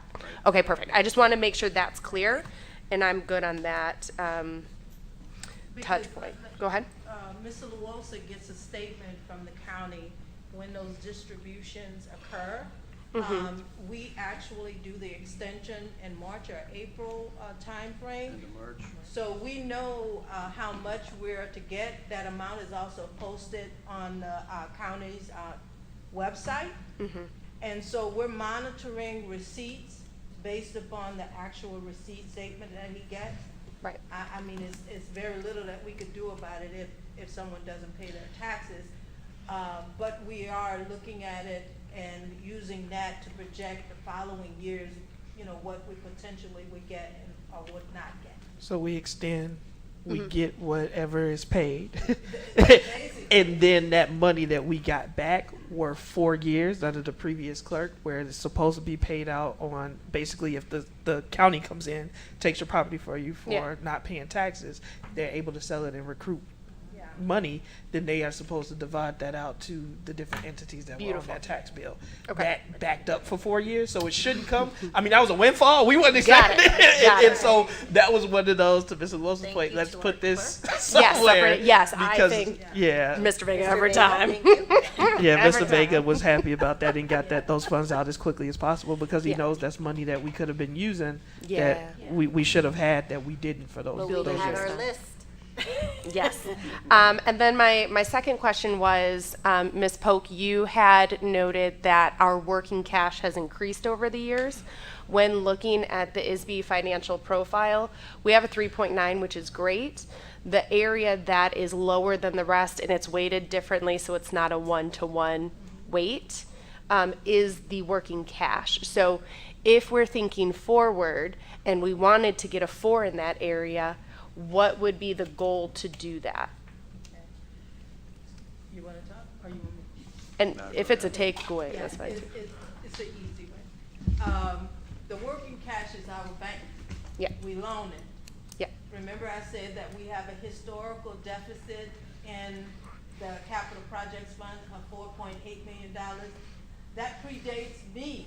Right. So it's masked when we put a budget in there of 20 million or 30 million, right? So eventually we're gonna go back to that negative amount. Another thing is if we're receiving the funds over a period of time, and we intentionally overspend in the capital projects because we can cover it with future year revenue, we have to loan money from the capital project because you can't spend money you don't have. And so because of that, it brings it down, although it doesn't really bring it down. Right. It's a loan that's sitting out there that's bringing working cash down. So we're very intentional about maintaining a healthy balance, even with the loans and working cash, because the health of the district, I've said this many times, right? The health of the district, education fund, O&M, transportation, and working cash. That's the health of the district. Those are the general funds, the main operating funds. So even if we were to go negative in life safety or capital projects, it wouldn't be a major detriment unless we have to loan a huge amount. Got it. So we're watching all of that. And a couple of years ago, like Mr. Vukovic said, we not only had to watch the budget amounts, you've heard me before said it's not only the budget amounts, it's the cash flow. Because property taxes come in June, May, June, September. and so around the January time frame, we were poor. You got more year at the end of your Or the year we didn't get that budget approved Yeah. at the state We level. were poor because we weren't getting the cash in to make our payments at that time, right? And so now the way it is, I mean, we don't really worry about that because we have the money in the bank to cover those things. And so we don't want to go back to the time that in January, we're looking for money because our receipts are not coming in time. And I would go on the limb to say this. I've told my team this repeatedly, that the state lost ESSER money too. So proration might be a possibility, and I kind of heard A lot of that districts didn't at use their money. the IASBO conference. I was like, oh my goodness, we can't go back there Yeah. because we lost $40 million during proration. 9 million each year. We lost that. So I'm not looking forward to future prorations. I'm hopeful that they'll continue to put more money into the evidence-based funding model, but there's no promises. And so the information that I had provided earlier about the 500 and something million dollars that we were trying to put in, I sent you an email that explained that. That's why I said it was pretty level, right? So Brian, I'm laughing at me because I said, okay, $100,000, okay, that's no increase, because we're dealing with, millions, right? Yeah. So that difference wasn't significant enough to say that they put enough money into the process. To Ms. Booker's point, I commend them for doing anything because there was a high That's true. likelihood that it went the opposite direction. So a win is a win because we can plan off of what we know, right? And so I do appreciate Until they don't. Well, that's on us too. I think those are some of the things, right? And this is my last comment, my soapbox for this evening. We had the income tax, right? That didn't pass. Because people don't necessarily trust our legislatures to do what it is that they say they were going to do with the funds.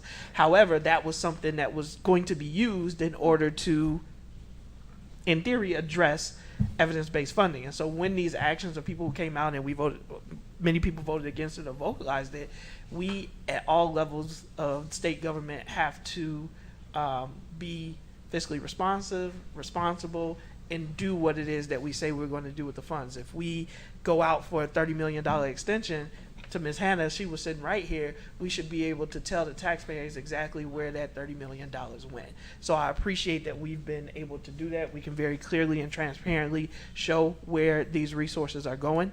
And so I do commend this process, and as Ms. Polk said, this is what organizations do at every level, multi-billion-dollar organizations, as to hey,